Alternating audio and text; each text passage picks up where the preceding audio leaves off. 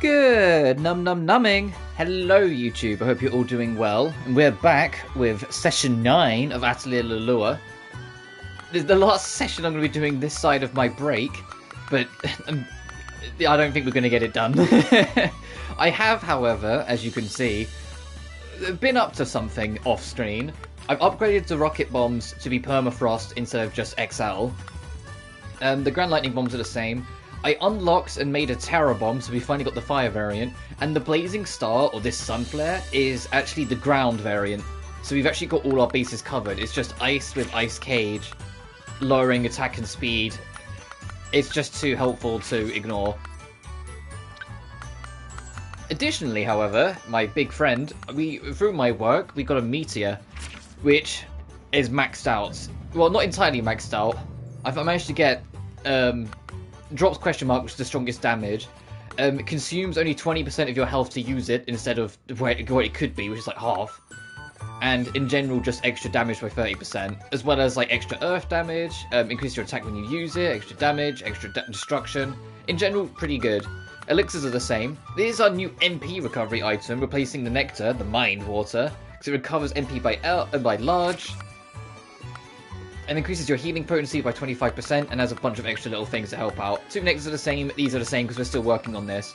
I did look it up. The secret remedy challenge, where I thought you had to use 10 of them. No, it's 15, but you do have to use them for it. Because of this, however, some of the gang's equipment's changed. In particular, Piana's carrying a meteor, and Totori's carrying the luminous lance. Just on the off chance we have to swap around. Additionally, I've made new equipment for people, so everyone's a bit better off. Well, not everyone I'm using, just people I'm, like, using, like... Piana's way better off than she was now, equipment-wise. In fact, her attack's 182, for goodness sake. Not as high as Maruru, 216, blinking egg. But yeah, everyone's kitted out now, so we are in good fashion to do what we need to do. Which... oh, we've got extra scenes to do as well while I've been busy. If I show off the book, we're all super caught up. I got Quantity Release 3, and we've done all that, so it's just working on the things that are in later chapters now. However, last time, we need to give in a healing incense to Sterk. We need to deliver a high quality plane, but oh, I picked this up off screen. And it is Donko Heights season, which is what this is. They wanted to reward Chim Dragon, and Piana said, let's make a really good pie. So I picked that up as well. But firstly, let's get on that. Let's make a plain pie and a healing incense. Because I gave in the one for the quest, I believe. I need some honey. Oh, there was a challenge that was make a really good honey that I've done, so I did have a couple extra. But as you can see, I've got rainbow supplements and superbs here and there. Yeah, I was busy. And in fact, I've got another Philosopher's Stone now. Yeah, I've been busy. I spent a good 2 to 3 hours after the stream ended yesterday, just kind of, like, after I had some food and kind of done some bits and bobs, just kind of working on things to get us in a good spot.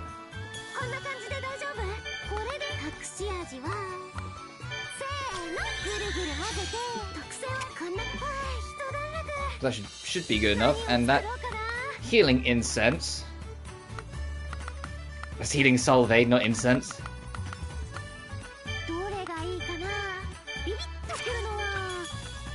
I can get on now. I'm not using the styron board.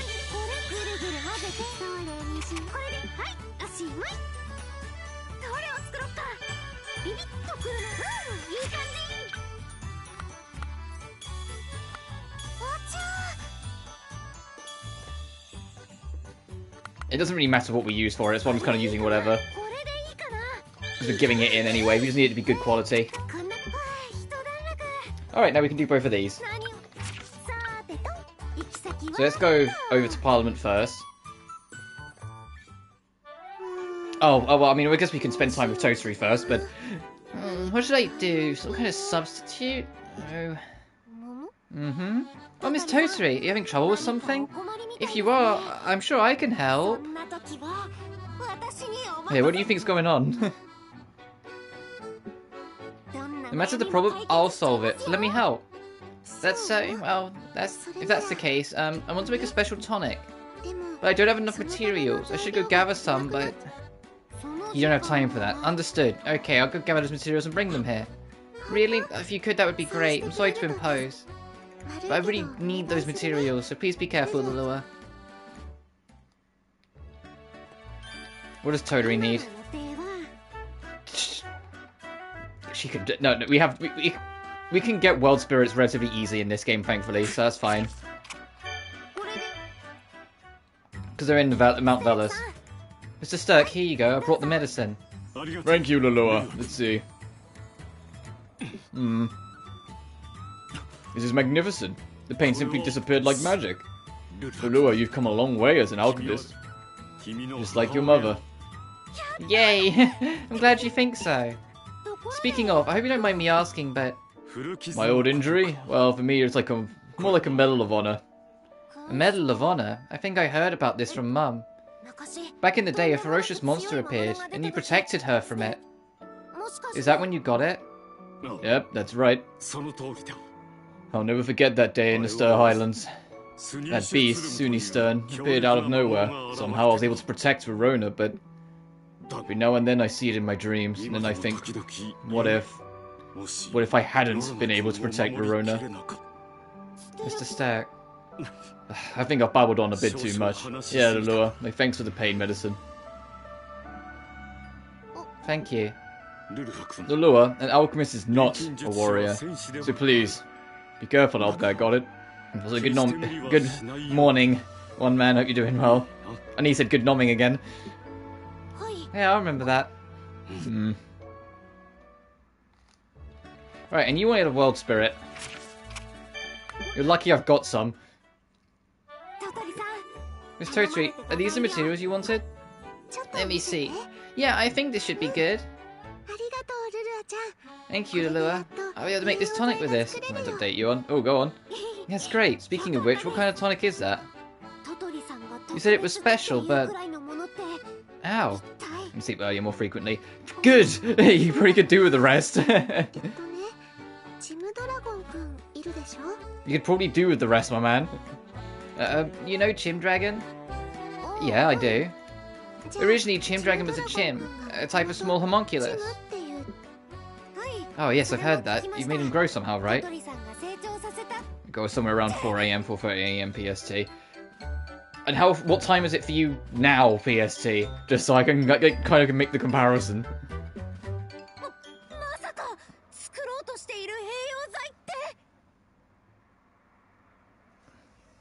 Get my schedule fixed. It's 1:45. Oh, so it's not that much different. It's not really that much different for like when you attending my streams then. It's just you're not going to be here for like this whole 6 hours. You'll just be here for like the first 2 to 3. And tell me, your tonic you're trying to make. Yep, it's a tonic to help Chim grow. Chims are hard workers, but their arms and legs are short, so there's a limit to what they can do. So to help them grow, we need to make this tonic. So, yeah. But that's fair enough, dude. You need to get your rest, so you do that. I mean, to make this tonic. Yeah, that's fine. I see. Well, the plus side is, when we get back to Final Fantasy 16 tomorrow, we're literally starting with the Barnabas fight, so you'll be able to see that. And hopefully that will be worth the build-up of losing to that guy twice. Here you go, it's a little token of my thanks. Oh, thank you very much. And now we're in like the latter third of Final Fantasy 16. There are some like more gripes with the game I've started to come around to like feeling. Like now that the honeymoon phase of each bit is gone. And a lot of it is like, a lot of my criticisms and like feelings towards the game is that the game's like has like some of like the most defined peaks and valleys I've played in the game in a while. Whereas like when it peaks, it's like higher than like any other game I've played in a very long time. Like the boss fights are god tier. But when you're in those valleys, some of those valleys last several fucking hours. You know? Sometimes it's just shit's not happening. The pacing of the game's kind of all over the place. But it's another reason why I really hope that the team that makes 16 makes 17, because I want to see them learn and make 17 have better pacing, even ignoring side quests. We'll go right there, fair enough. Quick farewell for now. Okay, see you. It's Totori's alchemy, so different from mine in a lot of ways. Alchemy really seems to know no bounds.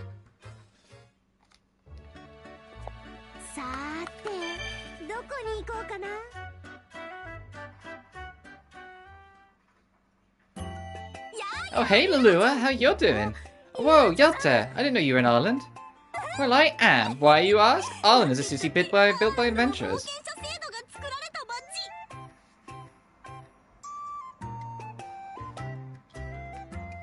Having its own value. Well, yeah, that's literally like, isn't that literally the basis of the completionist? Jared, and his stuff on YouTube, where he doesn't just beat games when he reviews them, he completes them. He finds whatever prerequisite counts as 100% and makes sure he does everything. And then reviews it as a completed product, and then tells people, instead of giving a score, he then will say whether a game's worth playing, first of all, and secondly, whether it's worth going the distance on. So, fair enough, because there are some games where it's like, he says, no, to just play it casually, brilliant, you'll love it. To go the distance on 100% it, don't do it. You won't enjoy it. P5. Yeah, and Persona 5 was the game that made him change how he approached his reviews. Because that game drained the life out of him to 100%. It literally made him change how he approaches his reviews and how he structures his reviews, because it took the soul out of that man to play that game to 100%. It took the life essence out of him, the poor bastard. I understand. And that was the other example of what I mean. Like, he enjoyed it casually. It was just when you go for 100% and go through every single prerequisite of what counts as 100% to literally perfect every single last scratch of that game, it takes forever and it drains the life out of you. Save mode there. Why, you ask? Ireland is a city built by adventurers. Meaning there are lots of great adventurers here. In Ireland, my amazing adventurer notes will... Oh, her mind's about to be blown that the most legendary adventurer, young lady Totori, is going to be here. Oh, Lulua, hello. Hi, Miss Totori. Oh, Yelta, this is... Sorry. Ma'am, I am Yelta. Yelta? Oh, it's nice to meet you. I'm Totori Helmond. Oh my gosh, the real Totori. Well, if it's not too much trouble, maybe, could you, maybe, sign this, please? Are you asking for my signature? Sure, if you'd like. Well, if it isn't Totori and Lulua, what are you doing in the middle of... This is stuck in Greenwich! No way! Oh, Yelta! Did that go to Spain's? Is she alright?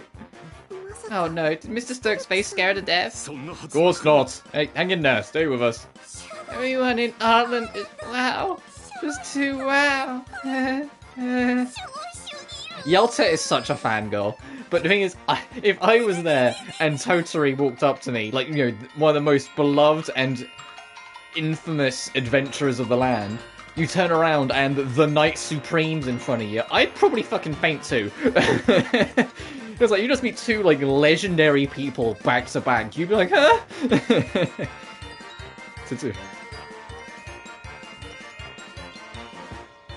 Temperature order of Ireland, yeah. She'll probably be fine. But I think you could make it up to her by giving her your autographs. It looks like she's a big fan of you two, so if you wouldn't mind. Fan.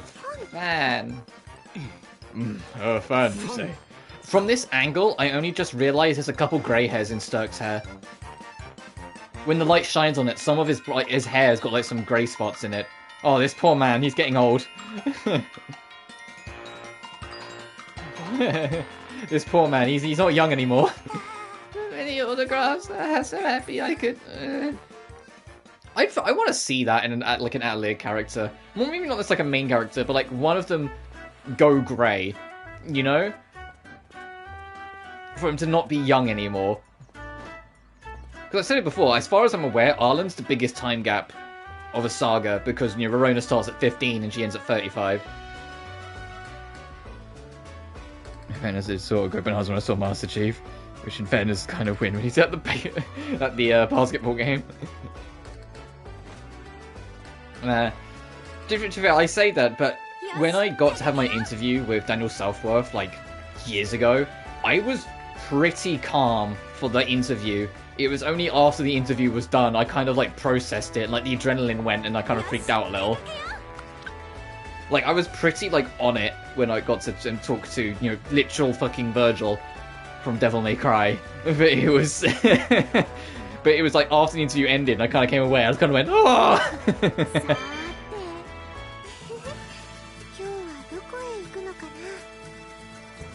Anyway, we need to go to Arkless to give that in.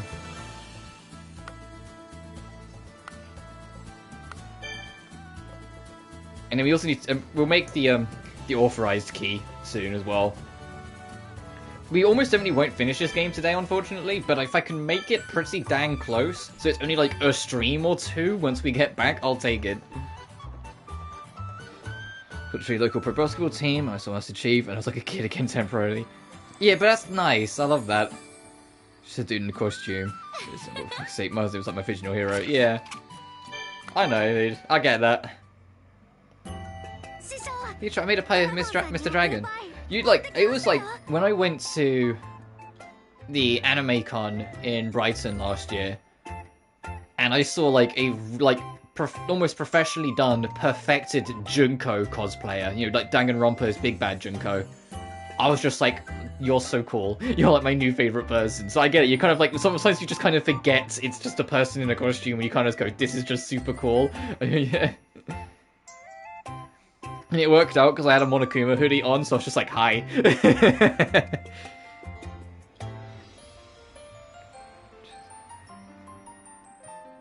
For me, it was just Halo 1's in Eminem. Fair enough. Should I make that pie for Mr. Dragon? Oh, thanks so much. Let's give it to him right away. Mr. Dragon. Now, my hero growing up. My heroes growing up. In games at least. TV is a bit more varied. In games at least, it was honestly probably SpongeBob. That and Sonic. Those were like my two, like, as a kid. And then when I was like as a preteen, it was probably more like Devil May Cry, so it was probably more like Dante. Oh, and Cecil Harvey. Final Fantasy IV, just because it was my first Final Fantasy. Even though he's not the best protagonist, he's kind of a fucking jinx. He was still my hero, dang it. That's just a crazy person, just one Akuma, two of us. Yeah, no, I should have... If I was more confident, I should have gone in as Tsumugi, which I know you don't know, because I haven't, like, covered V3. But you just need to know that if I wanted to be, like, the crazy person a bit different, I should have been Tsumugi. Man, I really both hope and don't hope that they do a PS5 port that gets rid of the recording restrictions of Danganronpa V3, because Tsumugi is such a goddamn wormhole of a character to talk about. Most of the cast in V3 are a wormhole to talk about, because all of them are so specifically fucked, is the only way to put it. Like, it's so hyper-specifically screwed that when you kind of play through it, like, it's hard to explain, but you get to the end, you're like, none of these characters are right. You know? Like, you get to the end, you're like, something's wrong with everyone. And I know it's part of the twist, there's a reason why everything feels slightly wrong. It's just some characters, they don't feel intentionally wrong. They feel like something's just misplaced when they were being written, or misunderstood when they were being written. So I'd rather not to be a Squidward, yeah. Oh, Jesus Christ, you don't know the half of it when you say that sentence, my man. You do not know the half of it when you say that sentence, my man. You have no idea how on the nose you are with that. Because the thing with V3 is that the actual main villain of it basically wrote the brains of every single other character. I'm not going to spoil who it is that did it or the nature of it, just follow me here. But when you know that, you realize that there's a lot of extremely uncomfortable sexual content throughout the whole course of the game. And when you realize that it's one mastermind writing all their brains, you sit there and you go, hang on a minute, it literally is barely disguised fetishes, you know?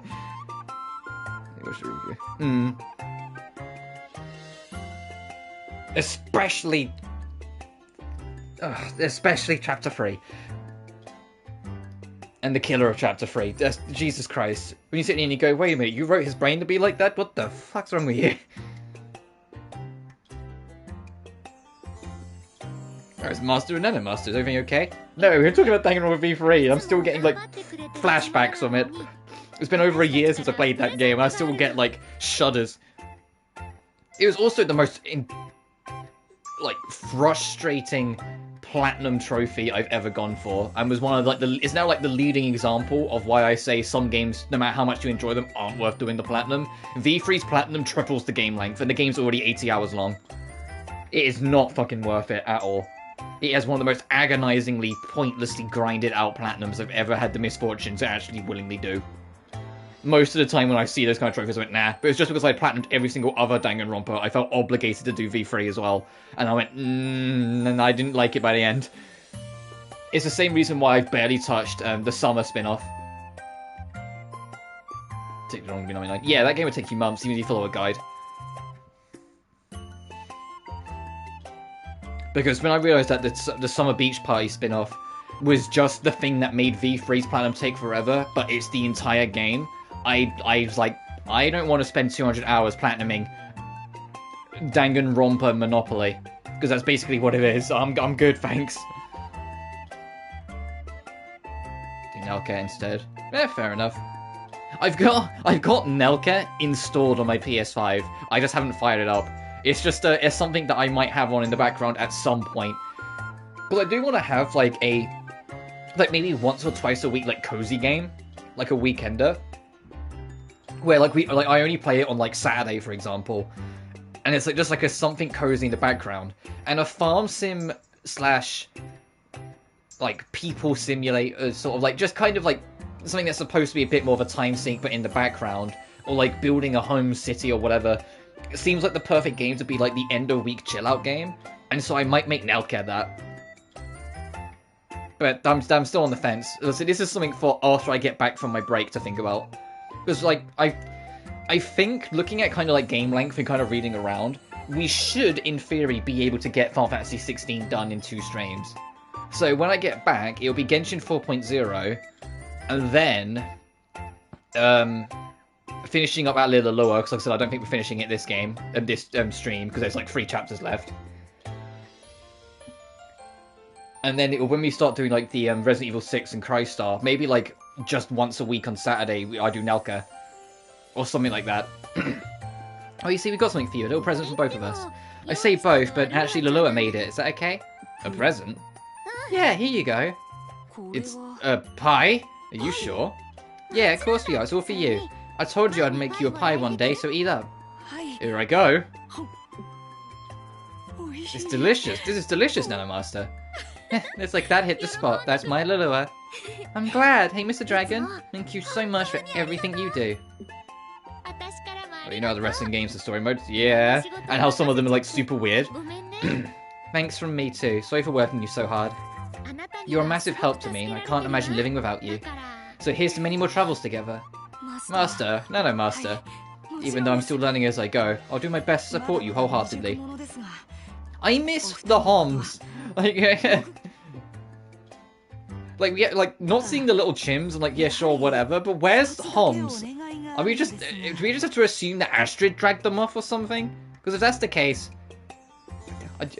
fine, I'll take the loss because I want to see Astrid again. However, I have to ask one thing. If you could just see fit to change my name. Oh, no can do, sorry. Master, I implore you. We can't go changing your name at this stage. It'd freak people out. An offline recording of a new AOE wrestling game. Also, just want somehow much less weird than 2K23. And then I'll work towards the platinums, fair enough. I really like your name, Mr. Dragon. You do? Well, if Nanomaster likes it, I suppose I can live with it. To many more travels together. Okay, that's the spirit.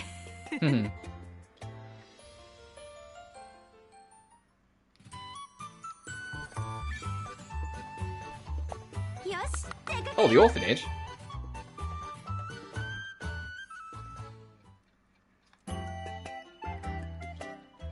Oh, the lovebirds are at it. Hey, Lulua, I got a request.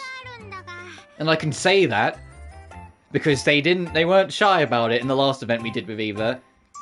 Where Eva at the end turned around and said, you know, I do genuinely really, really like you. And then I went, oh, yeah, I really like you too. And then in the background, the kids went, oh, look at the lovebirds. Like, they weren't subtle at all. They might not have outright said they love each other, but they're definitely into each other. And the fact that the kids went out of their way to, like, clarify, because, like, the kids were almost there to act as, like, the audience, to clarify that, yeah, they are not like, directly lovers, but they're definitely working towards it. They're into each other. It's like, yeah, these two are into each other. It's just, they haven't outright said love. They just say they like each other. Which is fair enough. It's a funny thing called realistic relationships. You would start on liking each other. You wouldn't jump straight to love. So, look, I've got a request. Sure thing, what do you need? Well, I want to eat some delicious sweets. Actually, it's this. I see. I could whip up something like this. It's rare for you to request something, though. I've heard the way people in the village talk, and I know it's strange for me to say this, I can usually handle problems on my own. I just can't make sweets. I'm not really built for that kind of work. It's much easier for me to tear things apart than to make them. That's the same for everything, Mana. I only specialize in eating. That makes sense. In that case, I'll help you out. Give me a moment, I'll make some of the best sweets you've ever had.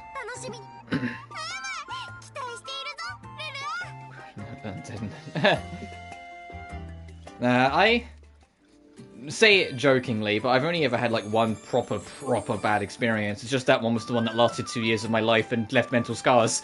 But for me, it's like, it's not that I have like, I already have a Mont Blanc, that works out.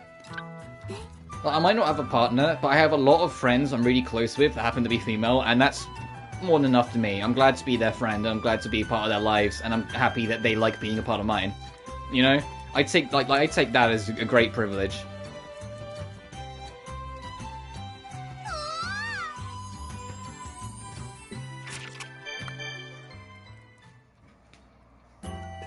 Especially because, at least for me, some of my friends, I say that all of my friends are great people in my opinion, but some of them are genuinely, truly legendary people in my humble heart, and I can see them going to great places in life, and to know that I'm just a part of their story sort of thing just humbles me a lot, you know? It just makes me feel happy.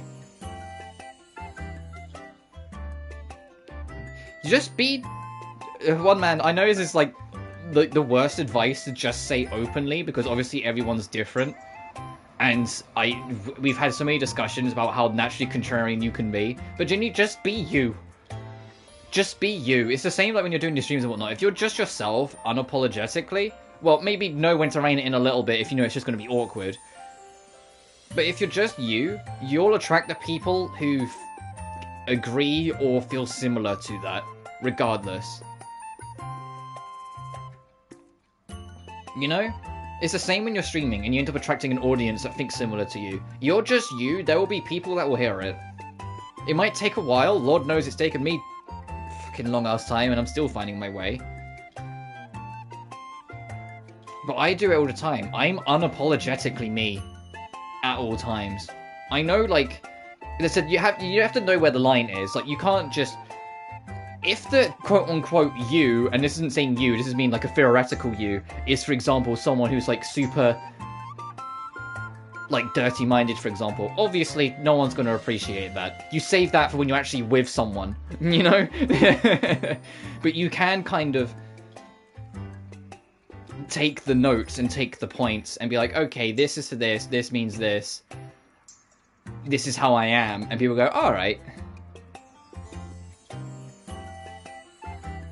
And that's fair enough. Then they just, like I said, if at least from my experience as well, and I think anyone would tell you this bit, honestly, I think what I'm about to tell you, you've probably heard a million times in your life. Don't go looking for a partner, go looking for a friend.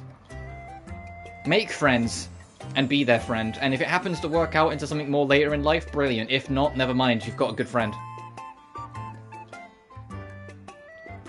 Then if anything, that works in your favor, because you will find people who are for various different reasons, maybe not for this, obviously probably not for the same reason as you, but for various reasons aren't into it either, and do just want kind of like something cozier. Someone who just wants to like play games with, or watch TV in the evenings together, or, you know, have chats around the dinner table about whatever that happens in their day to day, or, you know, read a book, you know? Like, there are people who would don't care about any of that stuff and just kind of want someone to not be codependent on, but someone to be there.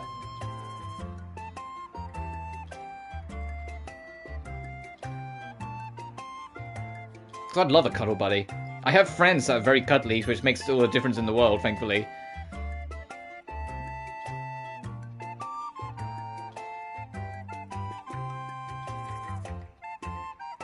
People. Yeah, but that's... And I know it's an easy cop-out response for your comment, one man. But they're just a small group of about 8 billion people. You know? We've had this discussion, or something along the lines of this discussion, a million times. Every bad encounter is not representative of everyone else. There's always another different person who has another different perspective, who has another different way of finding their way through life, who has... You know what I mean? Like, there's always something. So... the people that might not have been exactly what you were looking for or jived with now doesn't mean it's always going to be those people you get. In fact, it's probably just the minority that you've unfortunately bumped into. You know?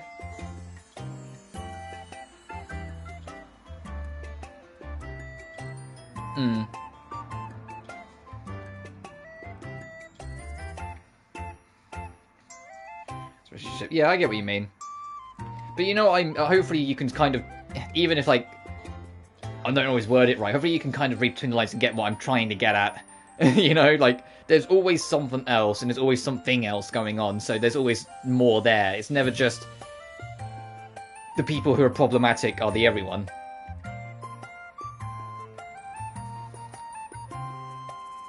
Transubstantiation. And that's good. Honestly, like, I know it's easy to say, but take that for what it is. You don't have to be happy with it, like, if you want more, everyone wants more, it's the best part of being a dreamer. But still be appreciative of what you've got, because there's always a worse path, you know? There's always a worse path when it comes to those sort of things. So, I've only been awake for, like, an hour, so you have to forgive me if some of, like, my advice giving's a little loose, or doesn't make the most sense in the world. I'm still trying to pull myself together. No, me's. Oh, fair enough. Now, I am very proudly give anyone or everyone who needs a hug a hug. I don't care what's going on. If you need a hug, you get a hug. A bit overdone, yeah. And here's the sweets you asked for. Thanks a lot, Lulu. Without further ado. Crunch, munch, munch. I'm not doing the sounds for that. I'm not going nom nom nom. It is amazing, the best, just as I expected. Right, well, I'm just glad you're satisfied. I'm more than satisfied, thank you. I always knew human food was the best. What was that? I'm just mumbling to myself, don't mind me. Here, for those sweets, go on and take it. Oh, thanks, Mana. It's no problem, especially after delivering such delicious sweets. If you get the chance, can you make more? I'll be waiting, Lulua. No problem, I'll see you later. What does she mean, human food?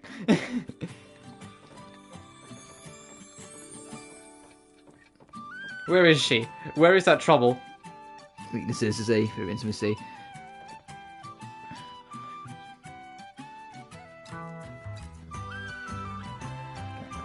Yeah, and that's... when it comes to those sort of things, that whenever the day comes that you do meet someone or whatever, that's just boundaries. You just make it what you're okay with and what you're not okay with. Because then in the same way, whoever you meet will also have their own boundaries of things they're okay with and not okay with, and you just feel them out and learn them or talk about them as you go on. Like, it's the most, like, yeah, no shit, Sherlock piece of advice I could ever offer, but communication is key, you know? If you together talk about and understand and care about each other, you'll be understanding of what you're not and what you are and aren't accepting of.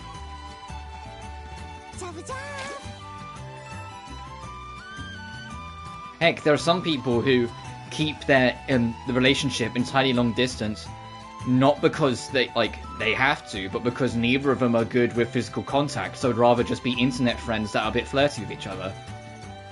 Oh well, super flirty with each other. You know? Like, everyone has different ways of handling it.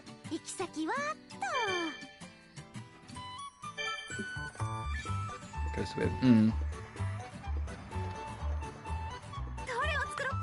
I get that. I suppose like, a lot of it, though, is just going to be then I guess it's never changed no matter how old or young you are. Just discovery, isn't it? You just learn how to handle things differently as you get as time passes. There will be a point where like you'll find an alternative that makes you happy, that's comfortable for you, sort of thing, as opposed to just being huggy or whatever.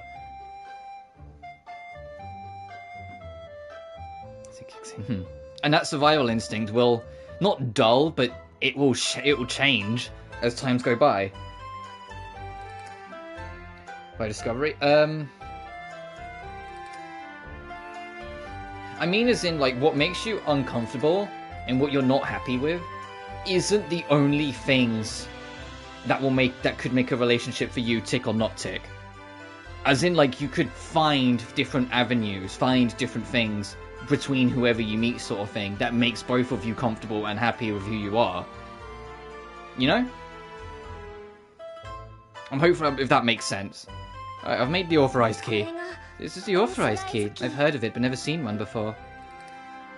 Oh, really? What does it do? Well, it's a key of higher authority than the personal key. Higher authority? I'm in the operator of Fel's Galaxin. I have an authorization to control most of its functions. Strike for now, yeah. However, that door is above even my authority. Without permission, I cannot access it. You also have to keep in mind that my advice is always going to be, like, not the most detailed, because ultimately I'm only 24 and I've had like 4 relationships in my life, and one of them like ruined me for years. You know, like, I've only had so much experience myself to offer advice with, you know. The door is above even my authority. Without permission, I cannot access it. The door was likely closed due to a malfunction caused by the collapse of Ether Galaxin, but... So we have this authorized key. We'll be able to open it? Yeah, that's exactly what I'd like to say, but it won't work. Why not? The key alone isn't enough. Yes, I don't actually have the permission to use the authorized key. Well, I'm pleased that I made it and all, but now you're saying we can't use it. So it seems. How can that be? What was Mana thinking? Worry not. Remember, it's Mana. I'm sure she had a reason. It was...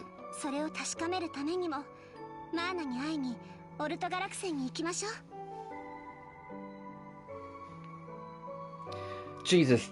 To be honest, yeah, if someone's first date choice was a church, I'd probably say, I'm good, thanks. So I get you on that one. Also, I didn't mean to go, I just realised the kind of pun I made by going, oh, Jesus. Whoops. But yeah, I would be a little, like, wearier. I'd be like, I'm good. I've got a lovely park in my town. That's, like, my date go-to spot. I say, do you want to go to the park? If not, I'll take them, like, we can go to, like, a coffee shop and make it, like, a morning date.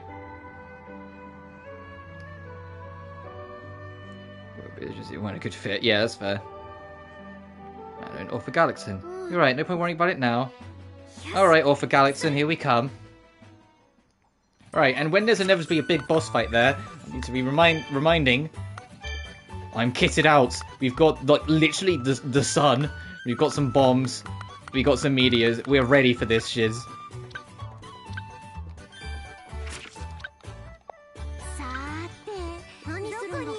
Alright, I'm gonna save him and go ahead over to Orpha Galaxin.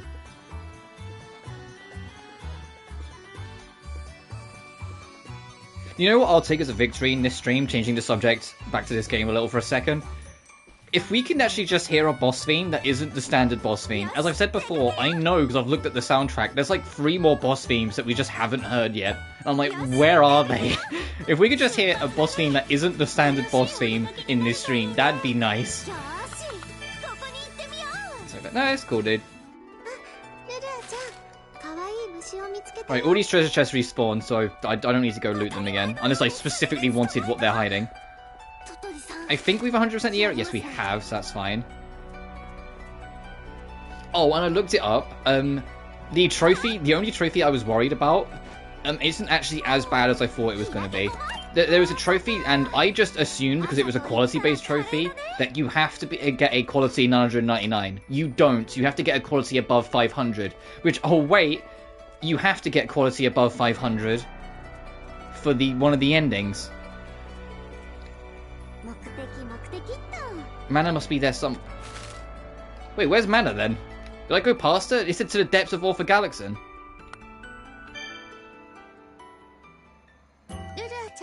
Oh, well, I'll have to go back. Hang on. Oh, totally welcome. What's wrong? Anything giving you trouble? Oh, no, but Lulua, can you make this for me? The question's asked. Huh? Yeah, understood. Yeah, I'll be counting on you.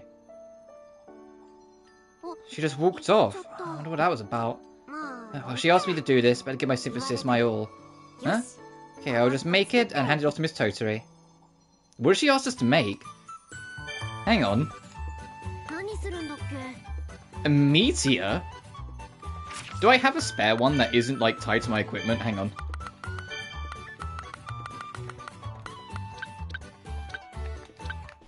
It's fine. Hang on. Because I put it on the duplicator! Yeah, on my duplications, I've got the Grand Lightning Bombs, my Rainbow Supplements, because I made some pretty good Rainbow Supplements. This ore, because it's really good. Meteors, the new Rocket Ice Bombs, the Lululu Curry, and the Elixirs. Wait, this is Orpha Galaxin. That's Fel's Galaxin. Oh, never mind. No wonder. That's the wrong Galaxin. Orpha Galaxin is the one near Ireland. That's why there was no cutscene there. I need to... Oh, there's stuff here as well. I was like, I need to go give this into Toturi. Oh god, what's going on now? Oh, Nico, you writing a letter? Oh, Lulua, yeah. This is still somewhat of a secret. There is something I want to ask you, though. Do you think you could help me? Help you? Oh, sure. You will? That's great. I want you to make me a goddess statue. A goddess statue? What do you need it for?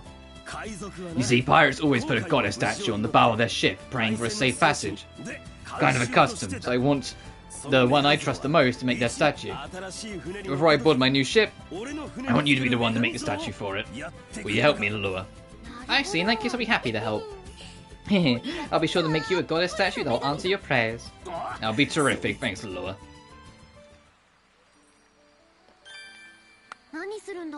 A special goddess statue. Oh, and Maruru wants us. Oh, I made the gold key. I can finally loot Atelier Maruru. Miss Maruru? Lulua, what's up? Because it was one of the things I did off screen, one of the chapters. It gets you the gold key, so you can open up every chest. There's something I wanted to ask you. Miss Maruru, you spend time out of Arlis, right? Where do you go while you're gone? Yes, I went to a lot of places. I went to Arlis, I went to the edge of the western continent. You went that far out? Did you find anything interesting? Of course. I saw lots of stuff that I'd never seen before if I stuck around in Arlis. And that's thanks to my father. Your father? It was my father who suggested the idea of travelling to me. I spent my whole life thinking about how to help Arlis, so he suggested I broaden my horizons. And Kano approved of it, so that's how I came to travel the world. I see, is that so? It was really fun, and of course, I learned a lot. There are some things you only understand when you leave your home behind, though I think you already know that, Lulua. I think I understand. Something that seemed obvious may not be. Accumulating experience like that deepens your view on things, you know. I want to keep going to all kinds of places. I think that'd be nice. Oh, me too. I want to see more and go to lots of new places. You know why? Because I might be able to catch up with you a little. Ha, in that case, I'll have to go to even more places. Haha, at any rate, travel's good. Yep. And I'm so grateful to the people in Arlis who made me realize that. Oh, that's cute. Anyway, you, like, turn around. It's mine now. Oh, jeez. What? Lulua! Miss Kano, what's wrong? You're pale as a ghost. It's terrible. A dangerous monster's appeared at Mount Velas. If it comes down to the town, the casualties will be immense. Oh no, really? We've got to take care of it then. I don't think you should. Yes, hello, not the demon of the mountain. I'm 99% sure Thixus is the demon from the Eastern Continent's tower. Like, certain of it. After that story he told last stream, where he said about, like, you know, there was once a monster that wants to eat children, and he tried to stop them, and eventually he became that, like, the monster along the way. And then he went, oh, it's just a scary story. I was like, no, you're the demon that totally fought at the end of the game. This is like Alt 2.0. You're the demon that totally fought at the top of the tower and defeated, now turned human. Or reborn into this human. And I hope they do something with that, because that's kind of interesting. Like, if Piana realizes this is the man that, like, was once the demon that was eating and simultaneously, like, killing all the girls of her village that she was born in, I want to see how that goes down. You know, like, fix this, why not? It's another Monsters Have Reasons to thing. I don't know if that's the time for that. No, that's not it. I ask you not to, simply because it's too dangerous. There are some humans and monsters that never listen to anyone. This one may be one of them. But still, we have to go defeat it. Listen to me, that monster is incredibly strong. There's no way to know if you'll win. Actually, it's much more likely you will lose, Lulua. It's important not to overdo it. But I have to go. If it's to protect Arliss, I have to go. Besides, I won't know unless I try, right? It might be easier than you think. Fix this, please lend me your help. Protect the people of Arliss with me. Okay, I guess I must, if you'll go so far as to beg. Let's go see what this monster has for us. Okay. Something else for us to go do. The fair doesn't count because that's just December in general. So we need to make a special delivery. We can hand that in to Totally next year. And then something in Mount Velis. I mean, it's right here, so we might as well do it. I imagine it's going to be in the depths.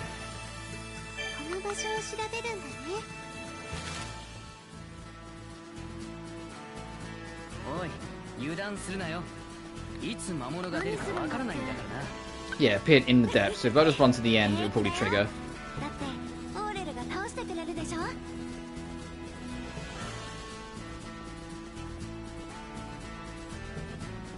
Yep. Oh, it's just another dragon. So intimidating. This is the monster Miss Kana told us about. That's right, incredibly powerful monster. Lulua, are you sure about this? There's no guarantee we'll make it out alive. It's okay. I'll still do it. I can't run away.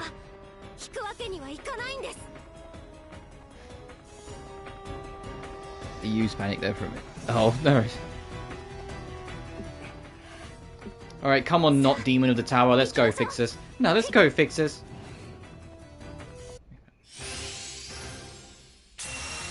What is your oyster? Oh, you can also tell by, like, the purple energy coming out of the Lulua staff that I've been upgrading equipment. She's got Abyss magic tied to her weapon now.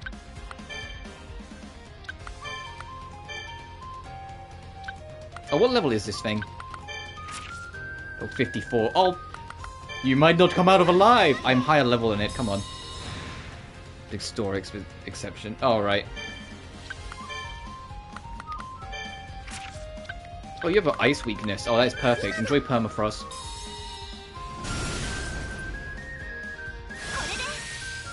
What was that fruit? Oh, it's just the standard boss theme.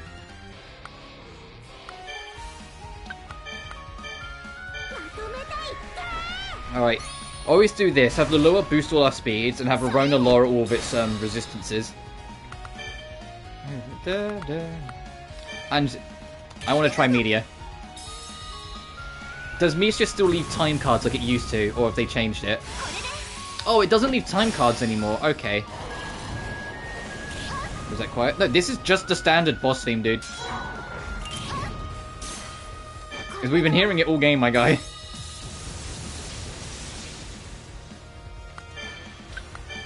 Dun, dun, dun, dun. It's a great boss theme, don't get me wrong, but yeah, it is just the boss theme.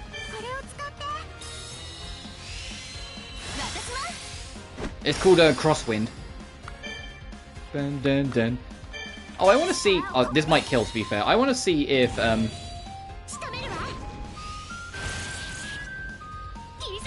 Yeah, there is a quiet chant. They put the quiet chant in the standard boss theme. You're not mistaken. It's why I want to hear the other boss themes that they're hiding from me, because I know there's like another 3. Alright, we won. Fix this, we did it. I can't believe it. We managed to defeat it. I wasn't even going full force. Is this the true power of humans? Is this the power of growth? Yeah, I knew it. Look, Fixus isn't human. He's the demon from the top of the tower. He is the demon that Toturi fought against, that nearly fatally wounded Toturi's mother. He is literally that demon. Fix is literally the one that like ate those kids in the Eastern Continent, in the snowy continent at the end of Toturi, that Piana ran away from. Just given a human form. Humans? The power of growth? No. The power of perseverance. Is the unyielding heart the source of human power? I just feel freezing right now. Fix this! Fix this! What? Oh, what's up? Don't what's up, me? We defeated the monster. Let's go back to Arlis. We need to report the request and reassure Miss Kana. Come on, let's go. Yes, I'll be right there. Unyielding heart. Then I too.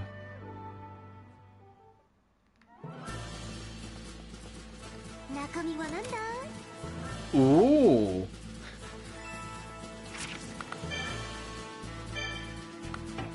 Damn it, it's only for the men. Yep, it's only for the men. God dang it. I was like, ooh. I say excitedly. With a primary party of only women, so none of them can equip it. Fuck, god dang it. Oh, you blatantly heard that, yeah. Oh, there's world spirits. There's 2 world spirits down here. But world spirits have lost their magic. In Rorona, you could only, like, get them by beating 3 super bosses. In here, they're just in Mount Velas. Like, how they've fallen in, like, value, you know?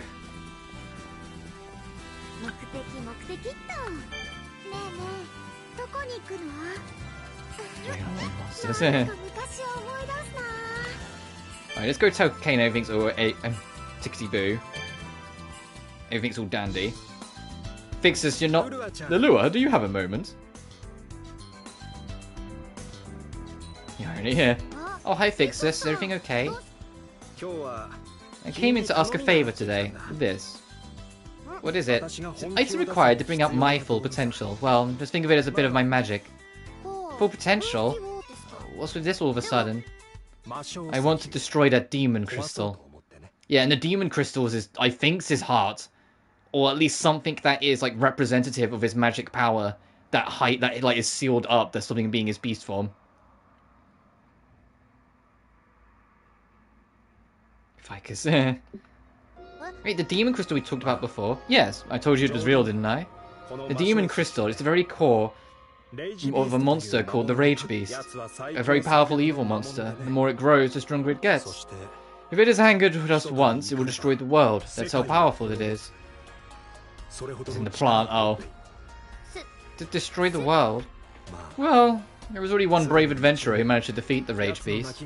That's where this demon crystal came from. If left alone, he'll be resurrected. I want to destroy it before that happens. Smash it into dust. So that the monster can never come back. And to do that, Lulua, I need that item. What do you think? Can you do this favor for me? Yeah, and the adventurer that destroyed the monster was Toturi. Cool, I seem pretty serious about this after all. You do favors me all the time too. I can help you out with this one little magic show. That'll be a big help. I'm counting on you, Lulua. Yeah, Fixus, why are you lying? Yeah. Delivery for Fixus. You need to make a special goddess statue as well. So what does he need to...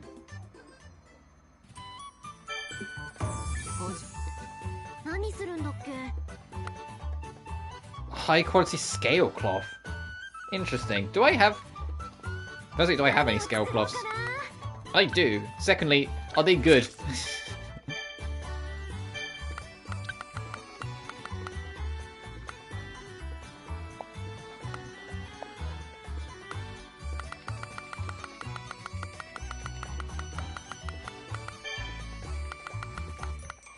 I've got 200 qualities, that should be enough. Although, don't repeat the word. As good as last year.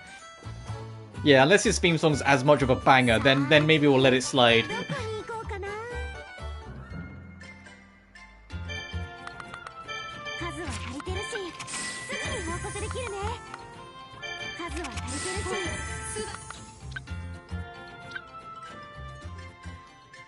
Still my favorite. It's a good track, I don't blame you.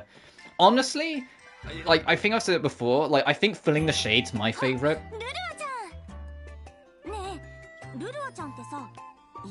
So, yeah, fair enough. The Lydian Sudi final boss theme, but that one is like on its own. Like if it's out of context, Lelea Zaya is better. In context, however, Feeling the Shade is so much more like powerful for me of what it represents. And what also helped is that, I think still, well, I say that, up until Rise of 3, I think Lydian Sudi was, the longest Atelier game I played. So it felt very powerful for me personally as well when I got there, because it was the end of the journey. Beautiful. Yeah, absolutely true. I mean, heck, I like Rise of 1 soundtrack because I find it extremely nostalgic and reassuring. Doesn't change the fact that it's not powerful like some of the other Atelier game soundtracks, you know? So I get it. It's just what you're what you look for and what you're into. Hey Lulua. So I go to a lot of places, right? Yeah, what about it? Yeah, see, there's this adventure I'm looking for. It's been a pretty long time since he's got famous, but he was a terror on the battlefield, fully armored, tearing through enemies with monstrous strength. He was a real hero too. He took down kind of all kinds of monsters and bandits. He was known by his black armor and by the name Benon of the Black Steel. That's Father Benon. Wait, Benon? That's right. A lot of stories about him. Apparently one day he just vanished. Some people think he died, but if you ask me, he's probably still out there somewhere. What do you think, Lulua? Any guesses? Sorry, I don't really know. Go see. There's no reason you'd know. No worries, see you around.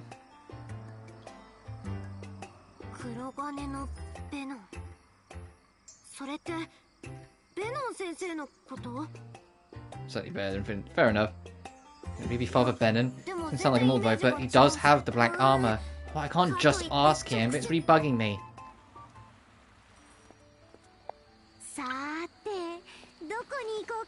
Where is Fixus anyway?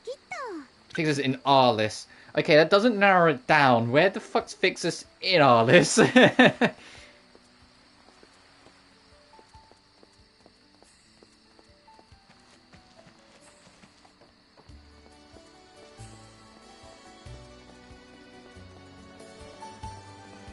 have to check everywhere, won't I?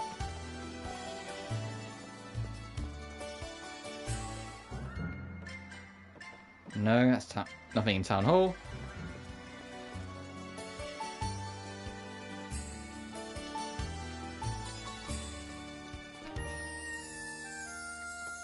Oh, I think I know where he is. He's over here, isn't he? Yeah, I see him.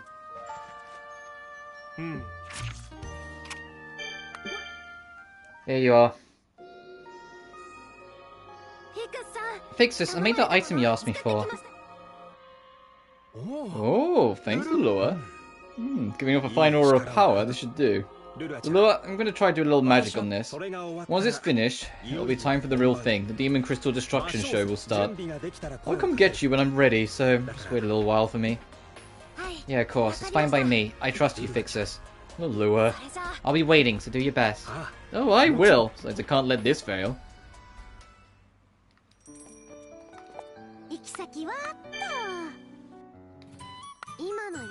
Right, he wants a special goddess statue. What the heck is that, and where is it?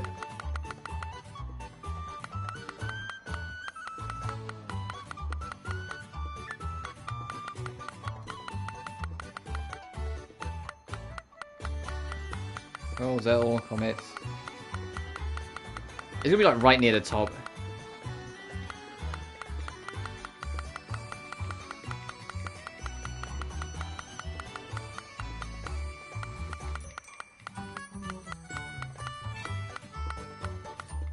Or not. Where is it? Hang on. Key, liquor, mechanism, resin, curry, felt buster, pills, gloves, pies. Oh, there it is. I went straight past it. God dang it.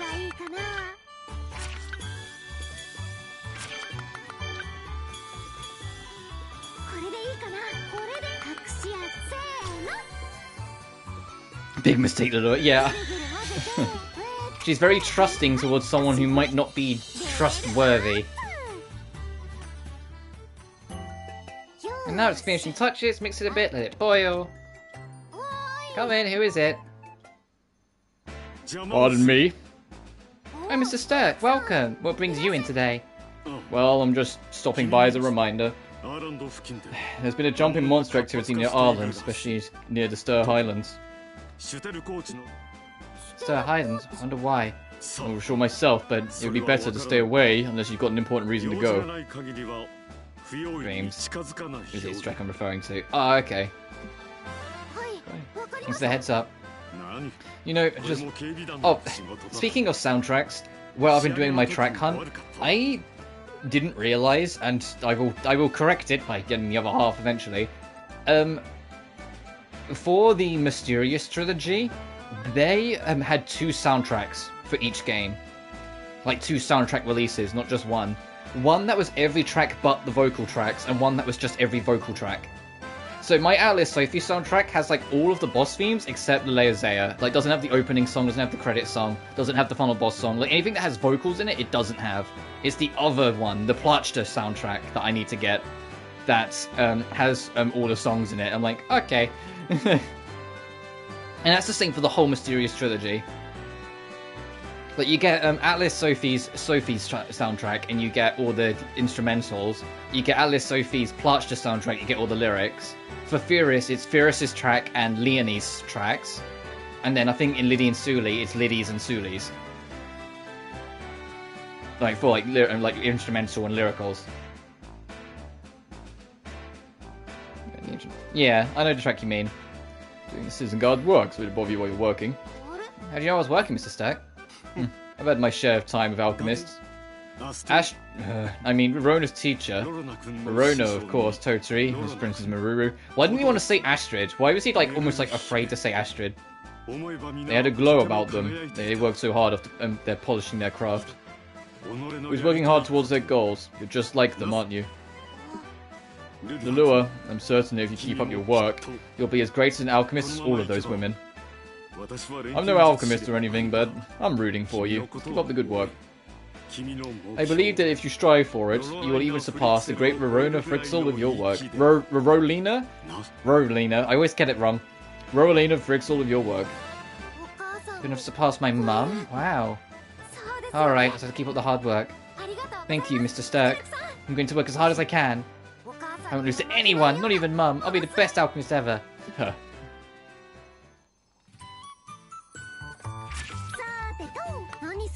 Anyway, they're both good to go. So let's give this to Nico. That is something that I'd love to see come back in an Atelier game. The thing with Liddy and Suli, sorta kinda with Ryza 2, and especially with Sophie 2. The whole like going to like realms, and they're like proper linear dungeons basically. Like, you know, Liddy and Suli, you had the paintings. In Ryza 2, you had the ruins. And in, you know, Sophie 2, you had, like, the dream realms. The fact that it was just, like, literal focused down dungeons.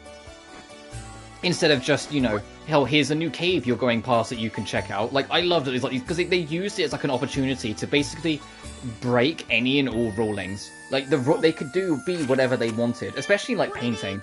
Where it's like, you go into a painting, and it's like, there's nowhere on the planet that is even remotely like this in the Mysterious Sagas universe. But because it's a painting, it can do what it wants. So if you want a giant frozen, like, mansion, go for it.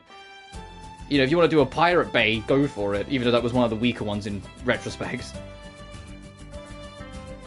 I miss that. I kind of want another Atelier game where, like, they, like, maybe not realm jumping directly, but something reminiscent of it to just kind of break all the rules and just let us go do, like, have these, like, let the, like, artists and, like, the set designers do whatever the hell they want without having to worry about the laws of the land.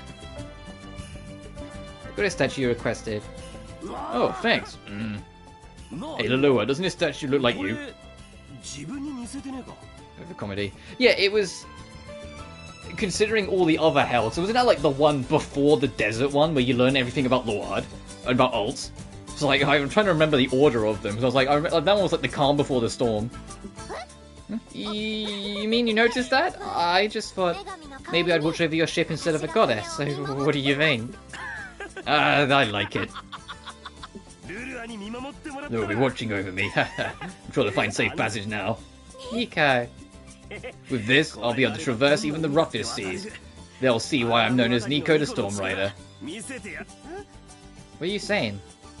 It's actually still a secret. Let's just say it's good news. But I say that, I was also like, although I absolutely love Sophie 2, and it's like of the Atelier games specifically, it's probably my favourite one, and even with the gripes of the boss fights, I did kind of feel like each realm you went to was less realised than the previous one. Like, the very first, like, dream realm you go to, where it's like the white land masses on, like, the endless sea, was so big. It took like a whole stream and a half to get through it all. There was so much going on in it, so many little mechanics, so many like turnarounds, so many shortcuts that open. It's like so much that just kind of expanded it and made it like a fully realized thing. But then the next dungeon took me a little less time, and then the next one took me a little less time, and then the next, and then by the time you get to the end of the game, like anytime you go into a new dream realm, they're pretty tiny. You know, like, and I kind of, like, that was, like, the only real, like, thing. I was like, oh, like, I kind of wanted them to be all of the same scale. Like, the first one set me up too much. So the secret, let's just say it's good news. But it's also why I kind of, like, alternate between Sophie 2 and Lily and Sully is, like, my favourite one. Because there are little things in Lily and Sully that I didn't like, and there's also little things in Sophie 2 that I didn't like, but as a whole, I loved them entirely. Like, I said it before, like, the whole, like, last proper on-the-field area you go to, that desert, you only go there to waste enough time in the plot for all the things to happen in the endgame. It's literally there to make the characters waste time so the plot can move. So it's literally just filler in the purest form. So it's kind of weak, you know? I was playing those magics. Oh, that sucks. Farewell for now.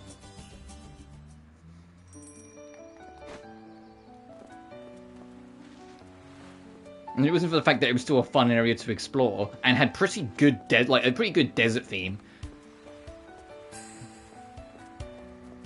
But it's a little hard fight, yeah. Like, the Sophie 2 desert theme is probably my favourite desert theme of the series so far.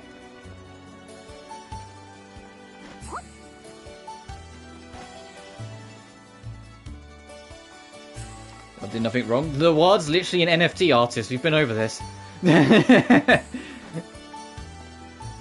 No, he wasn't like villain as in out to do pure evil for the sake of pure evil. He was an antagonist because he wanted to do the right thing but was doing it the wrong way and refused and got stubborn about it and refused to listen to others. And it was only after he lost everything that he finally started to slowly but surely see how things should be. AKA after Sophie and Platscha together beat him down and took that ultimate cauldron away from him, he was forced to start accepting reality a little bit and start trying to look for another reaction.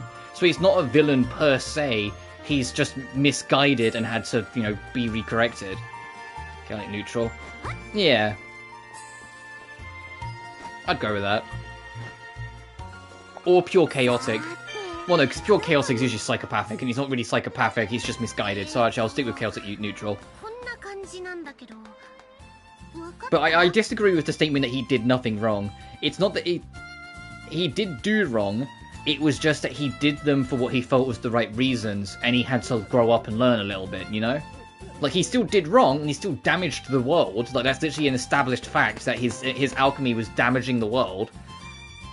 It's just he had to learn the hard way that it was wrong. He didn't see past his nose that it was wrong and it was doing bad things to the world. And it was only when he was beaten down and the one thing he was striving for was taken from him and he was left with nothing else that he had to start accepting facts.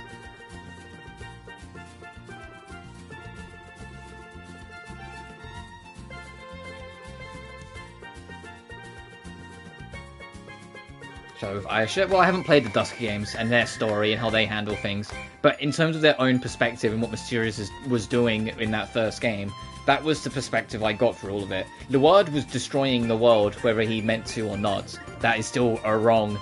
You know, he was burning the world as he goes. He just didn't realize it. So he was ignorantly doing evil. And it was only when he lost everything he was working for and had to basically stop and smell the roses that he started to realize what he had done and started to come to terms with it, which is what led to Alt in Lily and Sully. Is it like, got it? Oh, it makes sense. I think I get it now.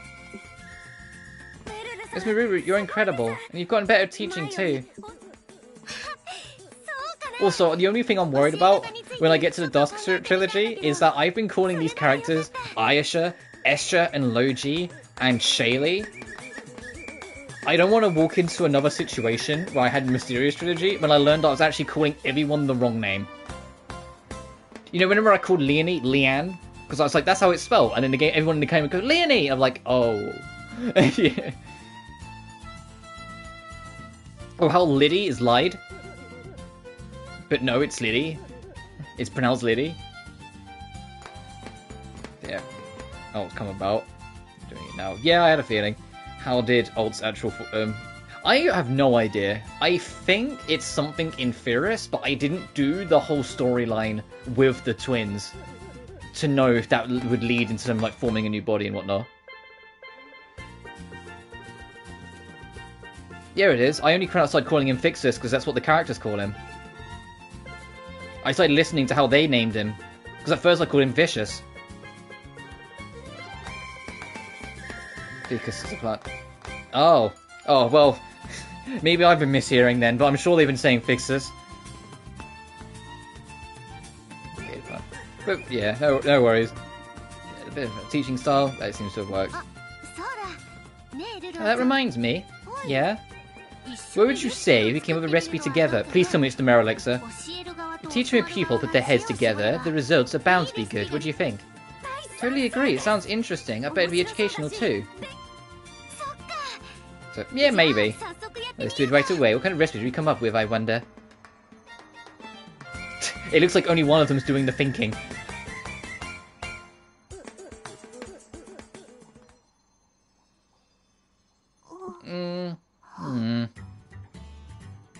Miss Maruru, this is... Yes, I have a feeling we came up with something amazing. Yeah, I was thinking the same thing. Why don't I actually try making it? And even about one more reason. Yeah. I do want to see what it looks like. It looks like finished. Can you do it?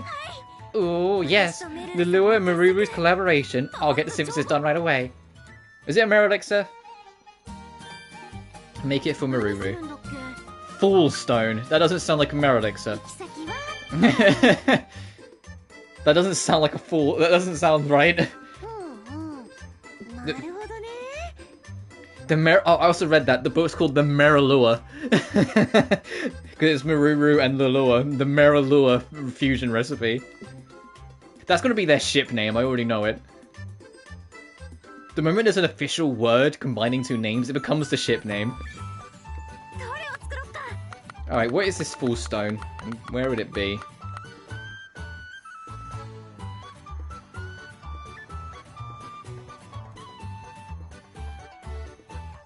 Hey, come on, dude. You know as well as I do, in any trilogy, although you can play them individually, there are key details you will start missing.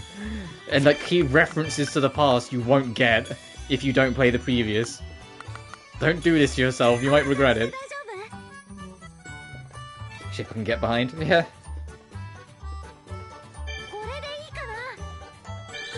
So I'm gonna play him in order, come rain or shine. Even if I end up not enjoying one of them, I'll still go for him in order.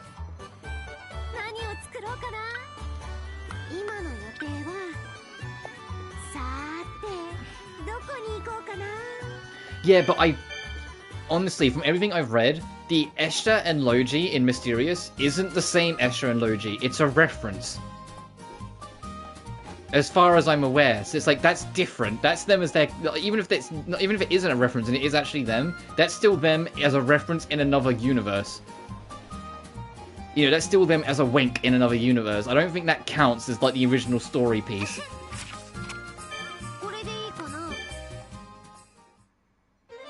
In the same way that like technically every Pamela in each timeline isn't the same Pamela. It's a different Pamela. It's just a wink to the next one. And how every Haggle isn't the same Haggle. It's just a name reference to the previous one that happens to look the same. As far as I'm aware, it's just winks and nods. Mysterious is, like every other saga, is standalone for itself. I say every other saga, with the exception of Gramnid, because Gramnid isn't standalone. Gramnid's tied to Salberg.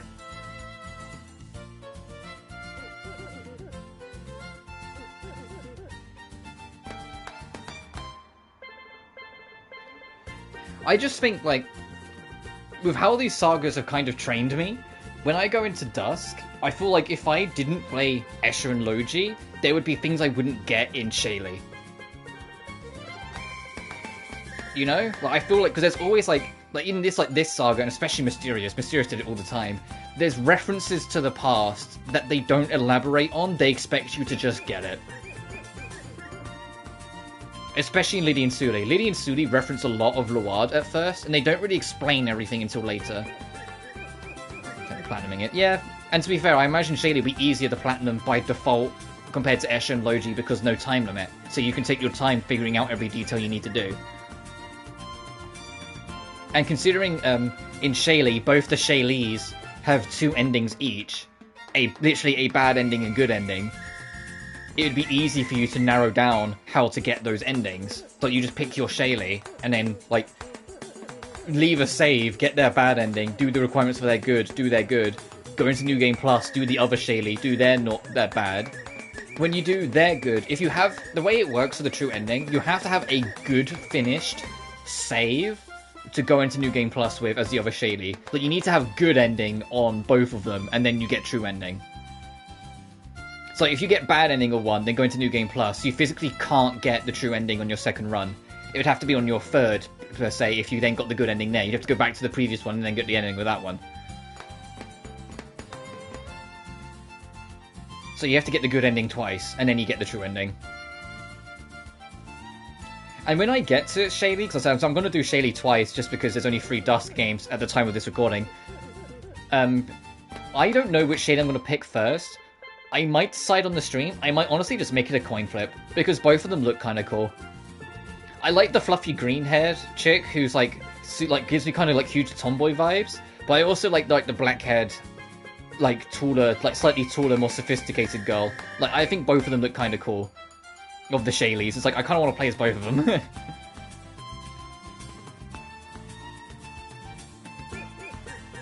Maruru. Yeah, and if it's the only reason like the Maruru's priority system sucks dick is not just because it's the priority system, but it's because there's so goddamn many endings. So you didn't have to play like 4D chess just to make sure you get the specific ending you want without accidentally getting a different one. And I was like, that just Like, the fact that it's like, hey, there's 11 different endings, excluding character endings, was the moment my heart sank. When I read that, I was like, what do you mean? Excluding? What do you mean, like, not including the character endings? Maybe make it quite simple. Yeah, the moment you hit level 50, you get, like, priority locked out of certain endings is pretty, like, unfair. Especially considering, like, the Philosopher's Stone is tied to an ending. But it can get overwritten by, level capping. That sucks. I need more games should do what, like, assuming they're going to keep doing endings, should do what Rorona and Lulua did, and just make it a checklist of all the endings you've got. So then you can just get the true ending requirements, or the Astrid ending requirements in Rorona, and then from there activate every single other ending. Oh, 40 times, yeah. Let's really look. What, this? Yeah, this is the fruit of our collaboration. Now I look at it, it really is amazing. Wow, I can see some basic laws of alchemy got broken here and there. How do I say this? Alchemy really has infinite possibilities, don't it? Yes, but this is what I think. We were able to create something like this because we worked on it together, which means... the two of us are the strongest team? Yes, we're the strongest ever. Careful, Lulua, these shippers can hear you. I see. Well, okay, Lulua. Promise me we'll come up with more recipes. We might be able to make even more amazing items. Yeah, I think so too. Okay, I'm all fired up. And to be fair, of all the alchemists, Lulua and Maruru are the closest in age. So if you're gonna ship her with like another alchemist, like, it's the one you could get away with the most. Because I think Maruru's 22. Whereas Tosui's like 26 or 27. Yeah. It's like you're having your fun. Meanwhile, Maruru's actual girlfriend's here. Maruru is especially in high spirits if she's got herself a junior now. Maybe I'll bring some snacks by. Something that will help you work even harder.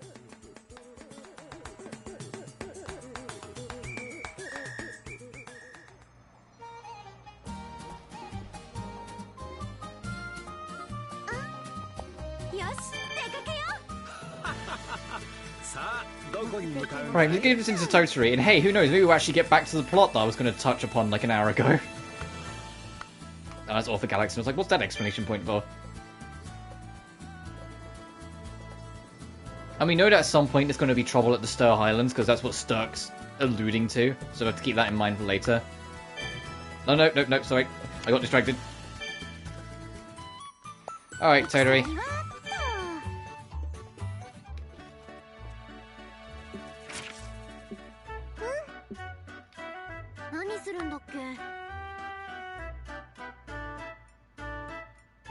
Is my meteor not good enough?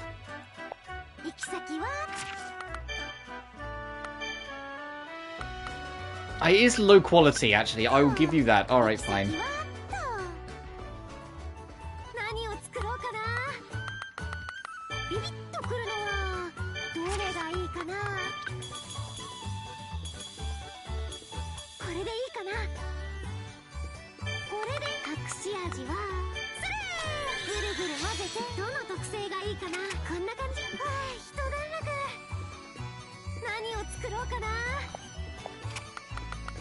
Before I make that, where is it? I'm gonna make some of this because it boosts quality. So you can make sure the quality of the meteor is good enough.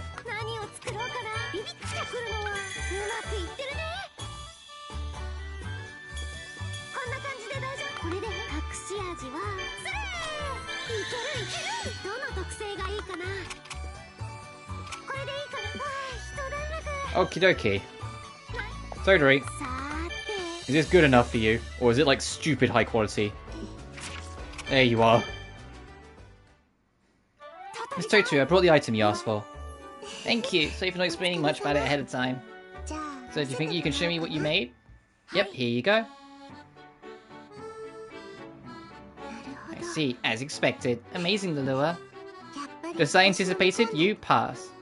Huh? I don't really get this at all. Sorry. Well, this is a test, just like before. Up till now, I've watched you hone your alchemy skills, and this time I saw your worth of your character. My character? Yeah, Lulua. You didn't say anything. You just brought over the items. That's the measure of your character. You don't shy away from things. You're very straightforward. You have a lot of great qualities, Lulua. So I think the best one is your straightforwardness. Yeah, maybe. Yes, you'll definitely... It's nothing. Anyway, thank you, Lulua. After this, I hope you'll keep on being straightforward. Yeah, because Toturi's looking for more people to help teach alchemy to the world. So she's probably like, yeah, you'll do it. Got it. I'll be straighter than a stirring stick, okay? Oh, Lulua, you're about as straight as a pole after a car's crashed into it. Let's not pretend. There are stirring sticks that bend, you know.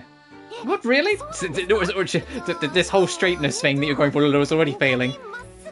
Then I'll be straighter than the straightest thing in Straightland.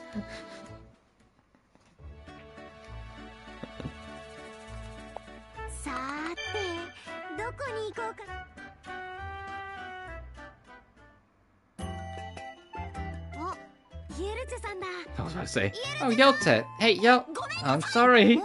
Why are you apologizing for? I mean, you know what happened before with Miss Toturi and Mr. Sterk? I basically passed out, right? But afterwards I found I had their signatures and everything. I'm really sorry and also really grateful. Don't worry about it. Lulua, you're such a kind soul. You've touched my heart. To tell you the truth, those two are actually the adventurers I admire most. Oh, really? Yes, really. I mean, Miss Toturi is the daughter of the legendary adventurer Gisela. She's a hero and an alchemist that traveled everywhere until she finally found her mother.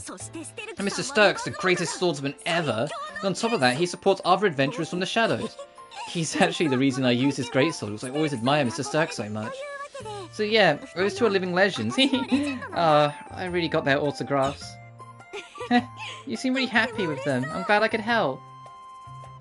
I'm surprised Yelte isn't playable. Yeah, really, Ireland's incredible though. There are amazing adventures basically everywhere you look. Great, though. It'd be nice to actually find my brother. Yeah. Sorry, that brought down the mood, didn't it? Anyway, here's a thank you for getting me those autographs. I'll be able to collect some more now, so see you, Lulua. Yelte. What did we get? What did she give us? Guess we're not gonna find out. Oh yeah, right, because Yelta's really still hung about her brother. It's great though, it'd actually be nice to find my brother. Yelta, she really does miss her brother. It's so sad for siblings to be separated, but finding him can't be as easy as just going out and looking. Still, there's something I could do. Oh, maybe I could make something like a good luck charm that could help one person find what they're searching for. Stars, make this, I'm sure it will help. Alright, I'll do my best emphasis I can for Yelta. Fucking... Person finder. Okay, it's a bit on the nose, Lulua.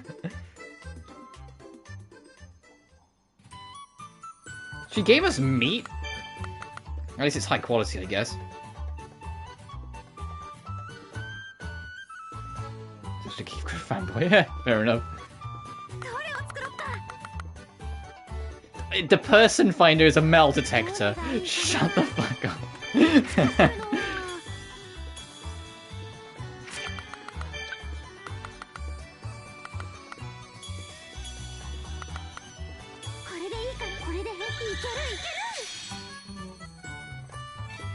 Don't make right character in Atelier game, fair enough.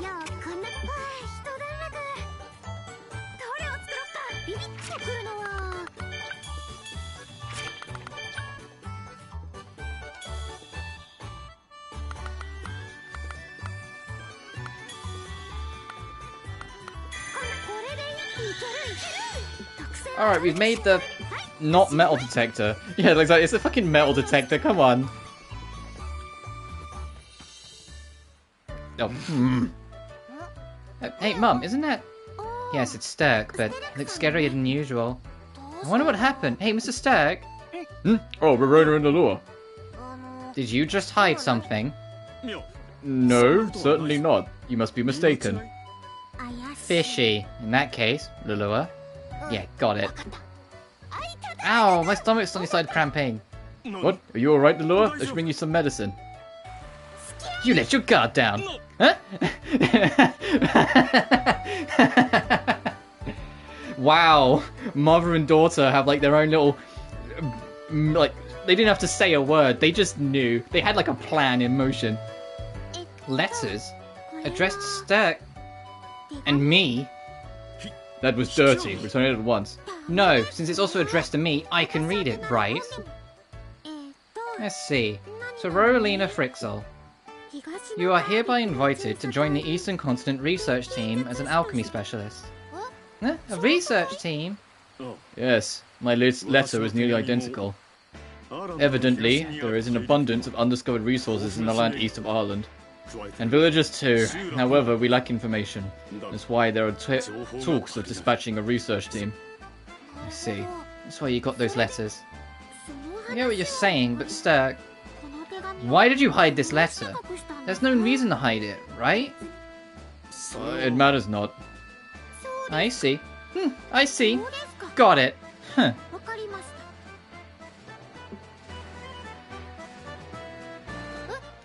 Mum, well, I'll be on my way. Ugh. It's either one of two things. There's a reason why. The first one is it will probably be very dangerous, and Sterk doesn't want her going off on her own to something very dangerous. Because, you know, he cares about Rorona. The second is Sterk said he got the letter as well, but I don't know how honest he was being when he said that. He might have just been trying to, like, kind of downplay it. But it might be that he doesn't like the idea of Rorona just being away for a while. But either way, he needs to be honest, because it's just going to cause upset otherwise. Because right now, all Rorona thinks is that Sterk's been taking her letters, as, like, addressed to her, and hiding them from her. Of course that's going to annoy you. Well, Lulua, what's the matter? Here's your person finder. Yeah, maybe. Oh, he's dealing with his unresolved feelings. Yelta, please take this. Oh, Lulua, what is this? Sort of a good luck charm. Doesn't have any actual power, but I've never known my parents. Well, I do have my mum now, but I grew up with a lot of kids in the same situation, so I understand. I honestly know how it feels to be missing your family. So that's why we wanted to do something to help you. Even though there isn't really much I can do, I thought I could manage a charm at least. put all my hopes of finding your brother someday into it. So will you take it?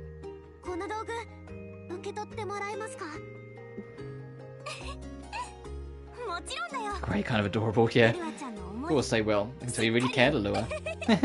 Now I had better find my brother, right? Lulua? Thank you. Of course.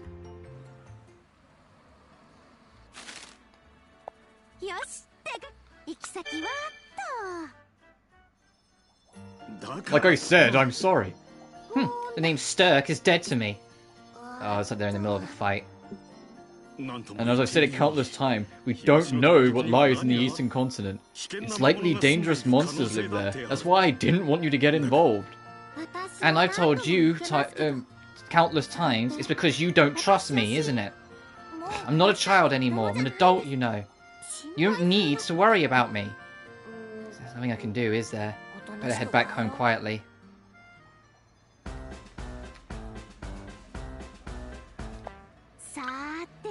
I mean, good for Rorona for sticking up for herself, but I think she's misunderstanding. I don't think it's because, you know, Sterk thinks of her as a kid who can't look after it. It's because he genuinely fucking cares and genuinely, like, kind of loves her and like, is terrified about her getting harmed in any way, shape, or form. If I, like, sleep awake, make it daytime, will that advance? I'm kind of curious. I want to see how that resolves. Oh, well, we have to go to Parliament, though. Uh-oh. Mr. Sterk. Oh, Lulua.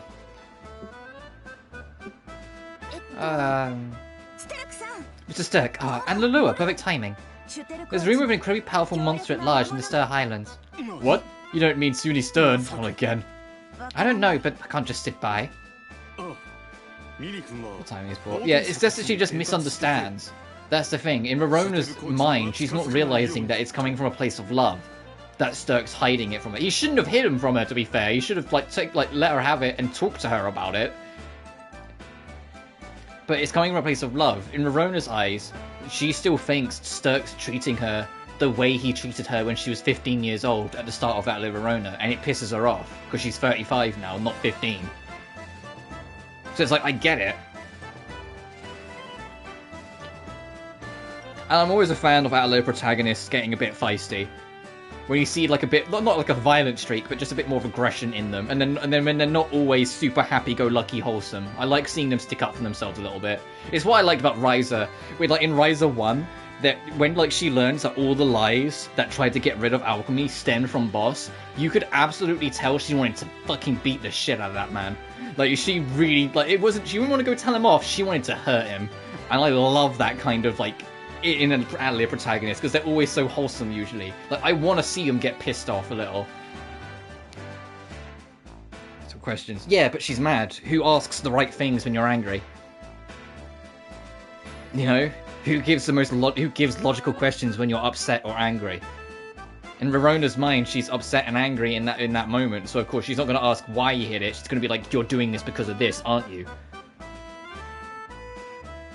Also, I know I said it last stream, but man, you can really see the greys in Sterk coming out on the side here. Like the tips of his hair got like little white dips on it. You can really see the greys creeping in. These are very old adventurers not to venture near the Ster Highlands. Understood. What's the plan, Mr. Sterk? Slay the monster, of course. Right. Well, don't push yourself too hard.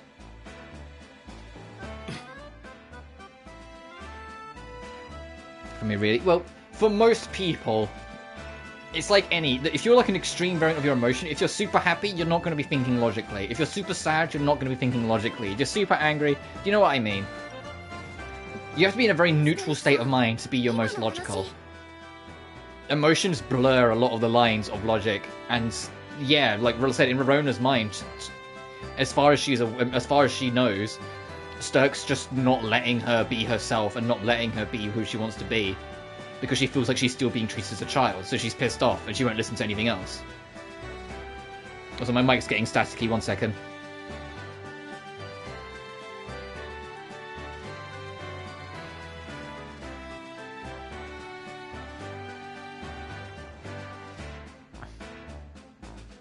Association of emotion. Now, like, I mean, I'm the same as, like, Rorona. If, like, the more emotional I get, the less logical I get. But I'm also, like most people. So I'm into the Star Highlands at once. Now I know what's going on, I can't let you go alone. Oh no. To be honest, it might be part of why she's angry. Because she doesn't like Sterk treating her as almost like a father figure. She wants to treat her to be treated as a woman, you know? But we won't know that until this... until they reconcile, whenever that happens. You know, nothing motivates us, and that makes it very dangerous. Even more reason for all of us to join you. Then everyone apart from Rorona. No, there's no way. You know Mum will say she's going no matter what. So let's head out once we're ready. Right, Mr. Sterk? Understood. Just make sure to be careful. Absolutely do not do anything stupid, okay? Yeah, he's got... This beast we're going to go fight left a giant scar on his back because he protected Rorona's life. Defending her from a monster, so... Yeah, of course he's going to be a little bit like, don't do anything stupid, please, for the love of God.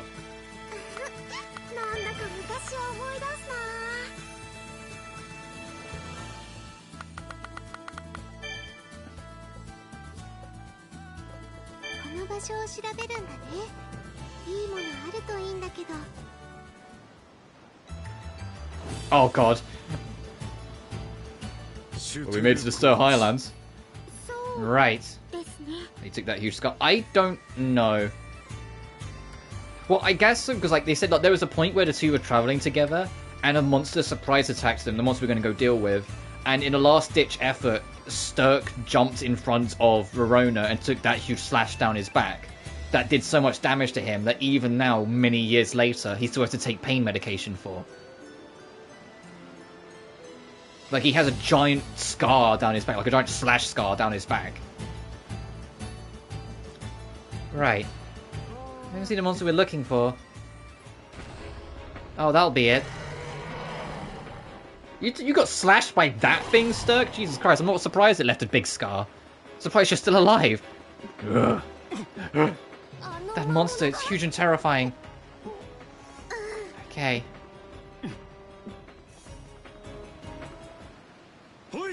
Hey, get out of there. Ah! Ugh.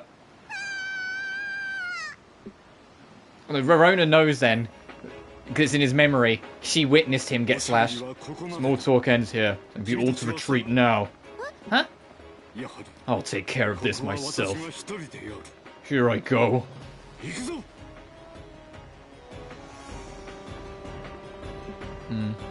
Please wait. Oh, this is cute. Sterk, I'm going to fight with you. Rorona? But... Didn't I tell you? I'm not a child anymore. You were always protecting me back then. I'm a fully fledged alchemist now. That's why you have to trust me. I'll stand by your side and fight, Sterk. Rorona! I see. Yes, and even after we defeat it, I won't let my guard down. Of course you won't. In that case, let's go, Rorona. Yeah, Sterk. It's gonna be real funny when your Sterk's not in my party. Yep. It's like, I'll protect you. You're not even in the party, dude. Alright, time for more crosswind.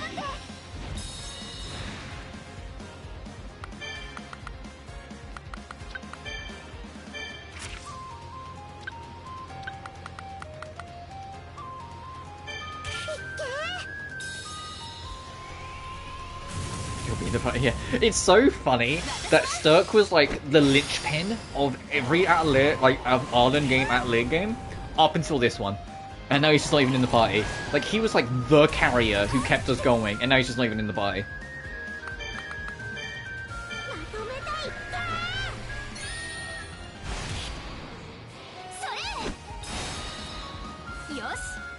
Oh, thank you. I was just thinking about I might need to heal soon.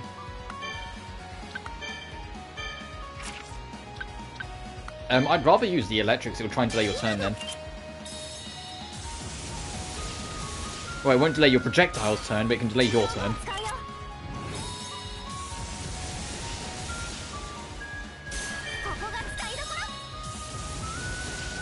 And it's not even here, you can surpass your star cast you've got. Yeah, the team up I've got here is pretty damn consistent. Because Maruru is my secret weapon. Maruru has the highest physical attack stat in the game. And she has a thing where when she's on assist, the more you fulfill her assist, the more buffs she gets. So the idea being, when someone in the main party dies, you swap in Maruru and she's just stacked up with buffs, and then you can just go annihilate. And Piana's just amazing because she has not one, not two, but 3 fucking follow-ups to you using a skill. So you can just get like 4 actions out of a single turn, for goodness sake.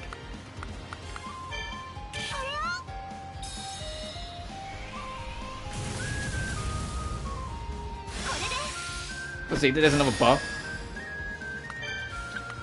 And you can see here what I mean. The assist skills, Double Ring, Blade Line, and Magic Slicer.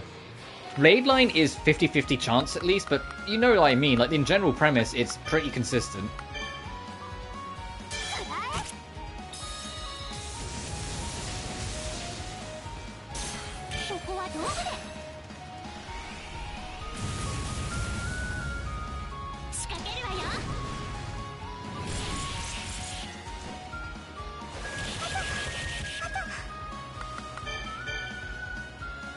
Oh, Jesus Christ, I just saw the level of this thing.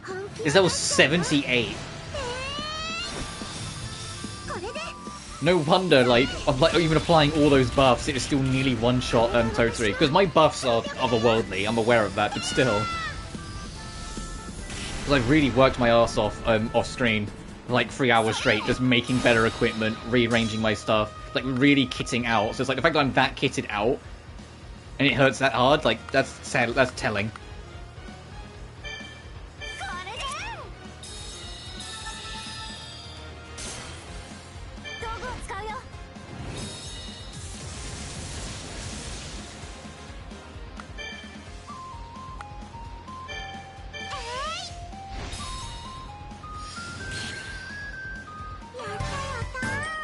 I do think it's kind of fitting that Rorona got the last hit on it. Though, I will give it that.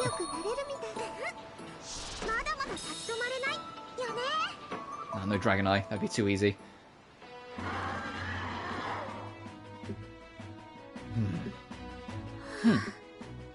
It's over.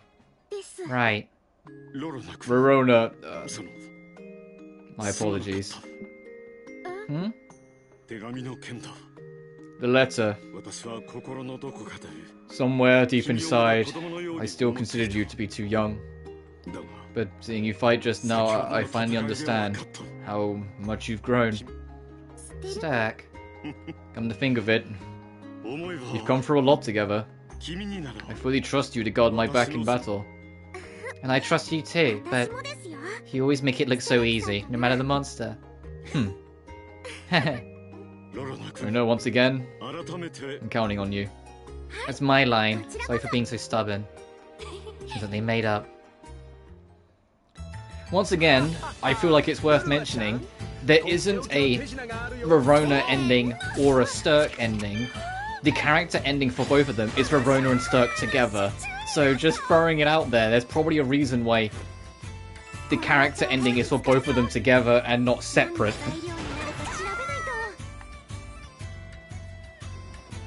Everyone else is a separate ending. Well, I say that. Totally Maruru being DLC, willing to bet they don't have their character, like, known character endings, but you know what I mean.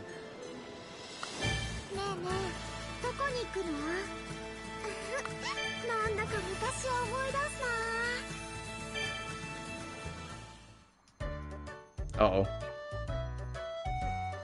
I'm hungry. Isn't it about time to eat? Yes?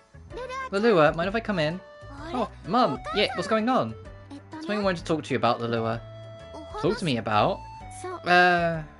Remember the research team? Oh yeah, it was in the letter, the Eastern Continent researchers, right? Well, Sterk and I are thinking of joining them.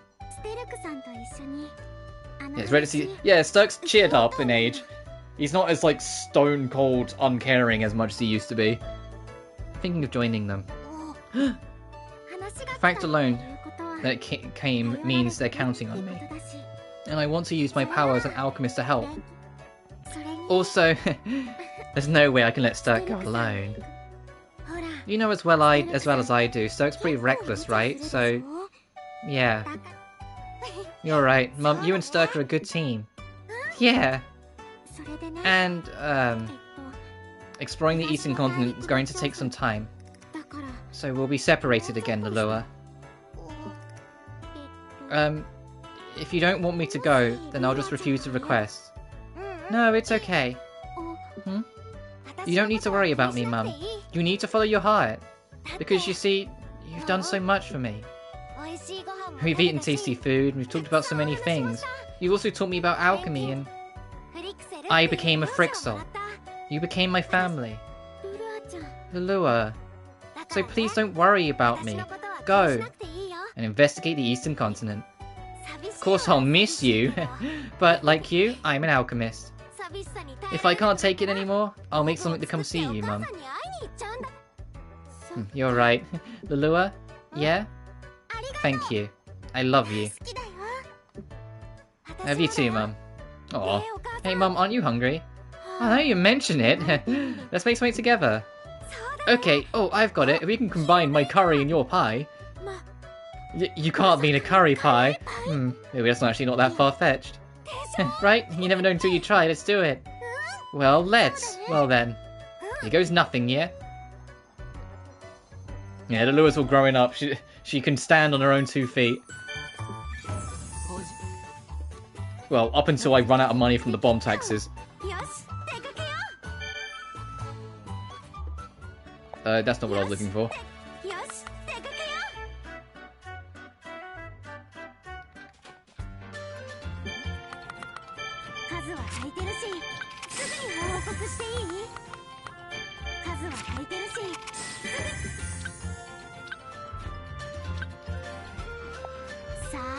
We are. I'm gonna save again, and now we're gonna finally get on with the plot.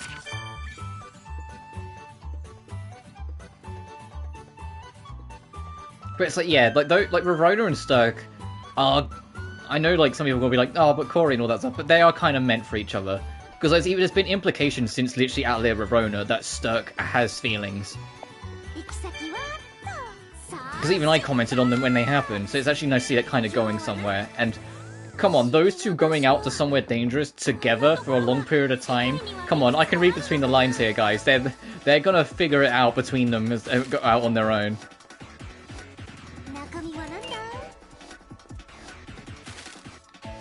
Well, I've got 0% on the monsters.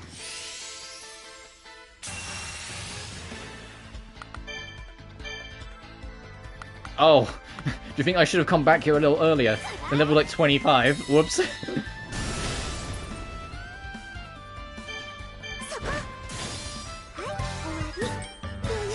I'm not sad. Like, I don't think sadly though. For me personally, I'm happy it's a character who's got their someone.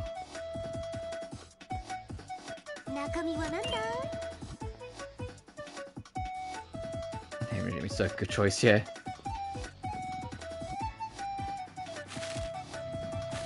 How many enemies? 7, huh? And a lot of items. Oh, there's a world spirit in here. There's a rainbow neutral. There's a donkelite in here. What the fuck? Why is there so much like good shit in here? I just went like, yeah.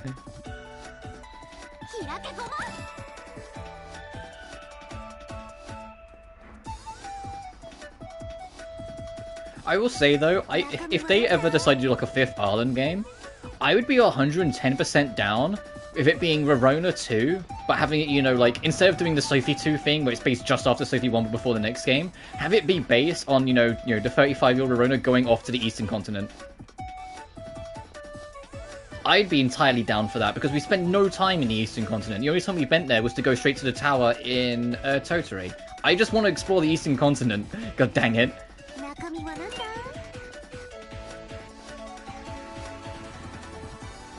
As we listen to this weird track.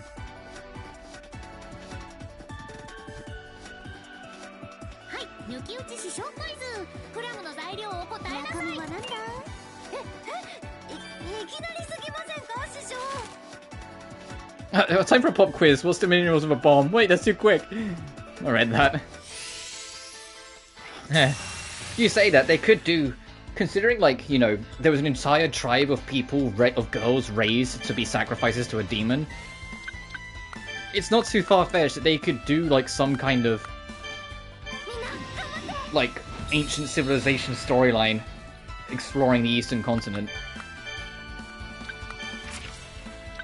Oh, I actually have the item for that now.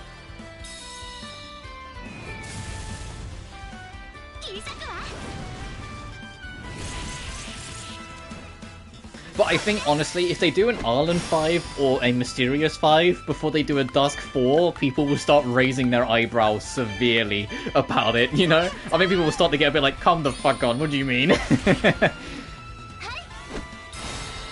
Like, there's clearly a smidge of favoritism towards Mysterious Saga anyway. At least from the general audience. You know, because Sophie 2 only happened because of public vote, but still.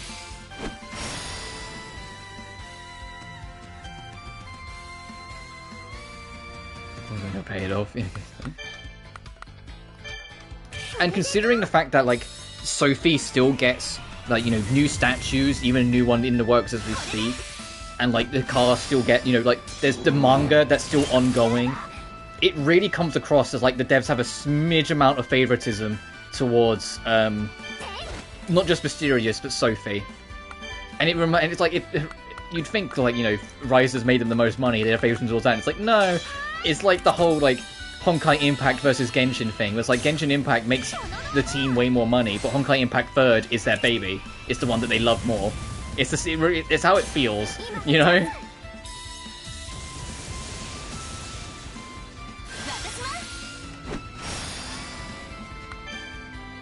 I say that there is a Riser manga that was released recently, and it's pretty good. It's covering Riser 1, similar to how the anime is covering Riser 1, and I enjoy it. It gets distracted a lot more often. Like, they have a lot of their own, like, micro-events that happen in between the story beats that, like, aren't in the game or anime. That are just, like, kind of like the story's doing its own thing.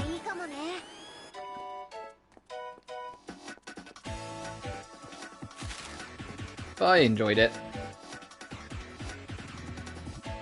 I still prefer the newest Sophie one. Because all the Sophie mangas now are based after Lily and Sully and what they get up to. And, like, the fact that, like, all of them are building up to something makes me really curious whether it's going to be, like, a story arc that the mangas are just going down, or whether it's, like, suggesting that they're planning to do something with another game coming up. You know?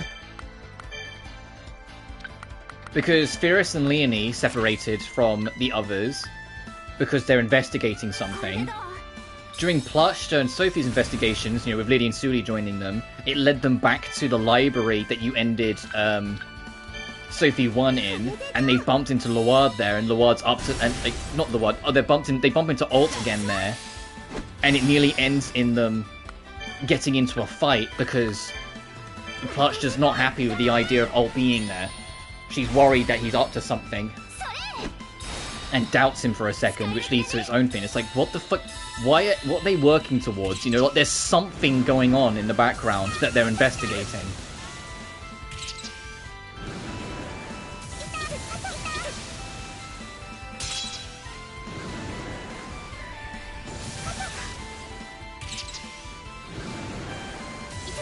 Hey, can I have a fucking turn, please?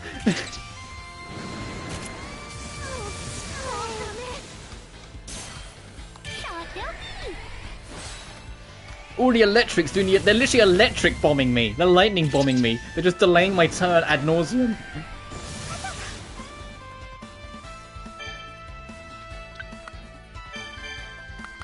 Jesus Christ.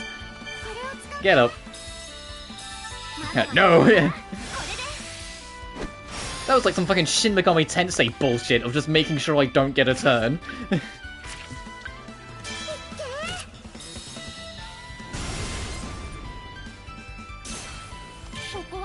So I've had SMT on the mind again. The Shin Megami Tensei 3 Nocturne soundtrack very, very recently, you know, after like 20 years, got fully put on Spotify, and on it, they got the full version of the normal battle theme. And it's like, wow, it's been 20 years and they finally have an uncompressed version of the full normal battle theme, huh? Because they had this really cool system. I was telling you on my message, but just for people who don't know, haven't played it. The normal battle theme has a guitar riff for a chorus. But the guitar riff has, like,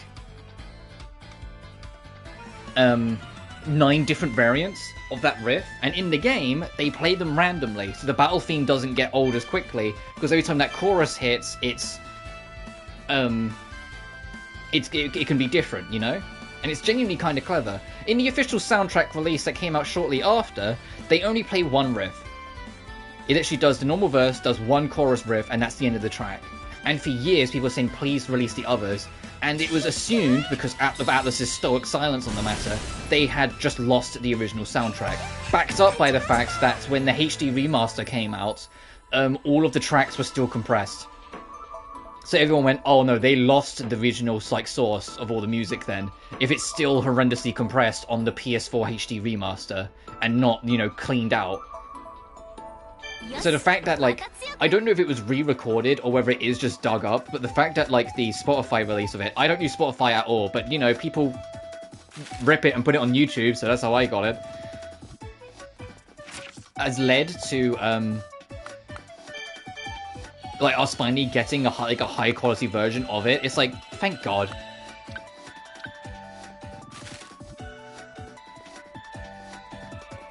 I'm gonna fight at least one of them to get round.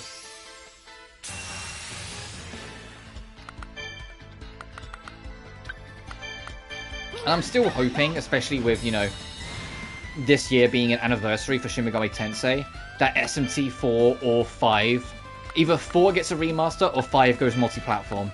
One or the other. Because I want to play 5, for fuck's sake. I want to play SMT5. I know people don't like the story, but I don't care. I want to play Shin Megami Tensei 5 and get my own conclusion, you know? It's one of my favourite RPG series. Of course I want to play the new one. And it being a Switch exclusive is just a sin.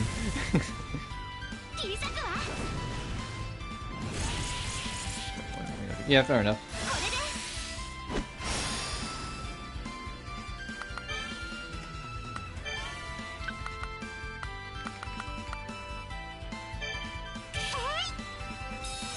That's true. One man, careful, your bias is showing again. Now, in Atlus games, although I was introduced to Atlus through Persona, I'm a huge Shin Megami Tensei person over Persona, and that's because I fucking adore the gameplay system. It's still my personal favorite turn-based mechanic of any turn-based game ever. The press turn system, I fucking adore that system so much. I hate Product Shit, yeah.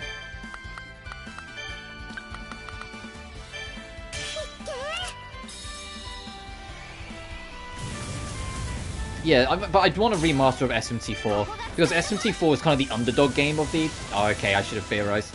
It's kind of the underdog game of the modern games, because it's so different from 3 and 5. But I mean that in the best way possible.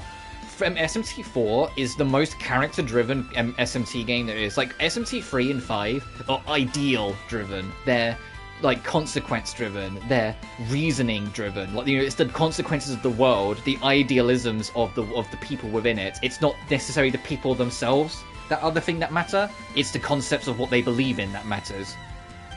SMT4, however, flips the script and instead has 3 core side characters. One of them, Walter. Walter, why are you casting the Aggie, Walter? Walter! Sorry. If you played SMT4, you get the fucking joke. You got Walter, who is, he is a firm believer that everyone should have the right to do what they want regardless of the consequences. He's the representation of chaos in that game. You have Jonathan, who believes that, there should be better laws and rulings to such an extent that individuality is destroyed, but it will mean no crime. So you have these two extremes with Walter and Jonathan, and then you have Isabeau, who's a neutralist. She refuses to move from her place on the fence. She doesn't agree with either of them, but equally she's not going to stand out and say anything. And it's whose perspective you can choose to acknowledge or listen to, or you could ignore all 3 of them and go down your own path and do the white ending. And it's the beauty of hearing their perspectives, because you don't always spend all your time with Walter, Jonathan, and Isabeau. There are times where the party's split up. Sometimes you're just entirely on your own. Sometimes you only have Walter with you. Sometimes you only have Jonathan. Sometimes you only have Isabeau. And there's like loads of key moments in the story where you get better ideas of what they represent, what they believe in, and how they are. And you get the choice to decide how much you agree or disagree. And how much you decide to agree or disagree not only affects your ending, it affects the entire third act of the game and ultimately your final boss fight. If you side with Walter, you work alongside Lucifer at the end of the game to take down Merkaba, But if you go with Jonathan, you work with Macabre, and your final boss is Lucifer. If you go down against the white ending, your final boss is a machine. But if you go for neutral ending, with the exception of the machine, you have to fight every single boss in the game. Because neutral is the hardest to get. Because being a neutralitist is extremely difficult in SMT4, and they did it deliberately because they don't want you to sit on the fence. So they make neutral ending the hardest to get. They want you to get into the world's, like, basically like the politics and the religions of the world, and make your own opinion on it. They don't want you to sit on the fence, so they make the sitting on the fence ending the hardest to get. They make it insanely fucking hard to get. So hard, in fact, the very last choice that puts you on your path to the ending is designed to completely fuck you out of the neutral ending if you play dead neutral. And what I mean is, the game has a point system to dictate whether you'll be lawful or chaotic. Every plus point is towards law, every minus point is towards chaos. If you go above, I believe it's +6, you're on law. If you go below -6, you're in chaos. To be between +5 and -5 is to be neutral. The very last choice you have to make in the game before it locks you into your ending path doesn't give you a neutral option. There's only a lawful option and a chaotic option. Both of them are worth 10 points. So if you're dead neutral, you inadvertently fuck yourself out of the neutral ending. You have to be slightly lawful and then go chaotic, or slightly chaotic and then go lawful. You have to stumble into neutral. If you go for neutral, the game will stop you by making you unable to do it at the last hurdle. And it was a big talking point. Heck, in older streams, I criticized it because I do think I think there should be a system that tells you how many points you have, because there isn't. There's nothing in the game that tells you how many points you have, because once again, they wanted you to come to your own conclusions, and the ending you stumble into will represent you. Okay, right here.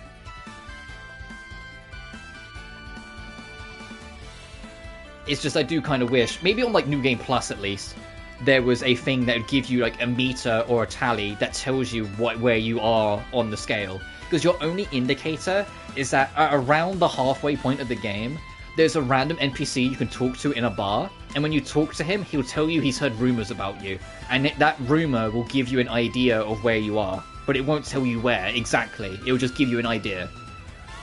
Because you'll see like people are scared of you, you know you're on like one path, people think you're a pushover, or people just don't know what you are yet. People don't know what to make of you, like you know whether you're lawful, chaotic, or neutral sort of thing. And that's the only hint you get, and that's halfway through, so you still have like a shit ton of decisions to make before that you're locked into your ending, before you're locked into the forest.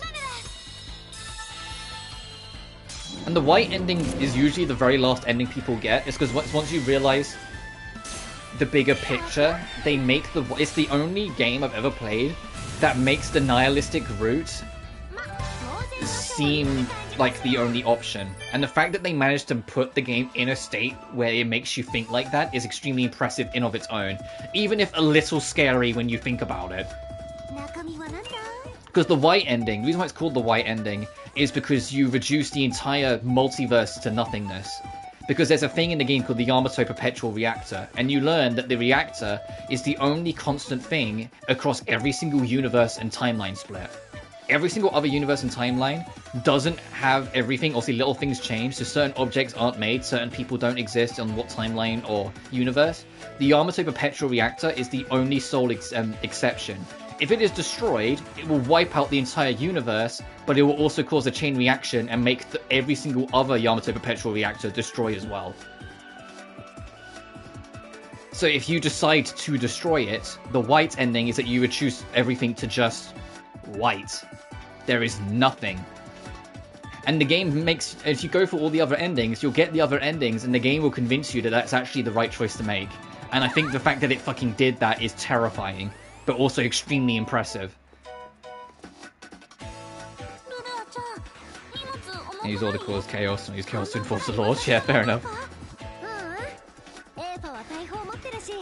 But SMT4 is also a wonder in of itself. Like, SMT4's soundtrack is one of the most, like, fascinating soundtracks I've ever heard. And not because, like, it's, like, super rocky or super weird. It's that it's no atmospheric soundtrack has ever captured its atmosphere so fucking perfectly. the atmosphere SMT4 has is so uniquely perfect that not even the direct follow-up game, SMT4 Apocalypse, could replicate it. Like, when you experience SMT4, like, it's such a different fucking thing. Everything, like, you start off and it's like, oh, okay, yeah, you live in this, like, fantasy town that's, like, really old and worn down and whatnot. It's whole thing, whatnot. You go underground and you discover the underground city and everything it is. And then after a while, like, you'll go into Ueno and you'll hear the music in Ueno and you're like, something's happened here. And it's not because of anything in front of you, it's the music. And the music's not telling you anything bad's happened, it's not telling you anything good's happened. It's just telling you something's happened here. And it's resulted in this place not being what it once was. But you don't know what it is. And the fact the music captures that and does that is just like... And then you realise what the game's actually gonna do. Like, the first time you hear Camp Ichigaya, fucking Christ. And you realise that this is the turning point of the entire plot. So the theme that plays when you're there is this lone, echoey guitar that then breaks into, like, this extremely thick, dirty synthesis. Like, it's this lone guitar that's going down, down, down, down, down, down, down, down, down, down. And then it just goes into this synthesis. You just get this chill down your spine, like, what the I shouldn't be here. Or, like, you go into Midtown, you hear the fucking crashing of the drums everywhere, and you're like, what the fuck is this? And then it just breaks into, like, this electronic piece partway through, and you're like, what? If SMT4 ever gets remastered, it's going to be such a music-driven live stream, because I'll be stopping to talk about the music so much, because I genuinely think the music in SMT4 is a work of art. What they got out of it, and how they give the feelings at times, and what they do with it. I suggest you put a, I'm not sure how you pronounce it, El Shada? Like, there's a magic to 4 for me that just stuck.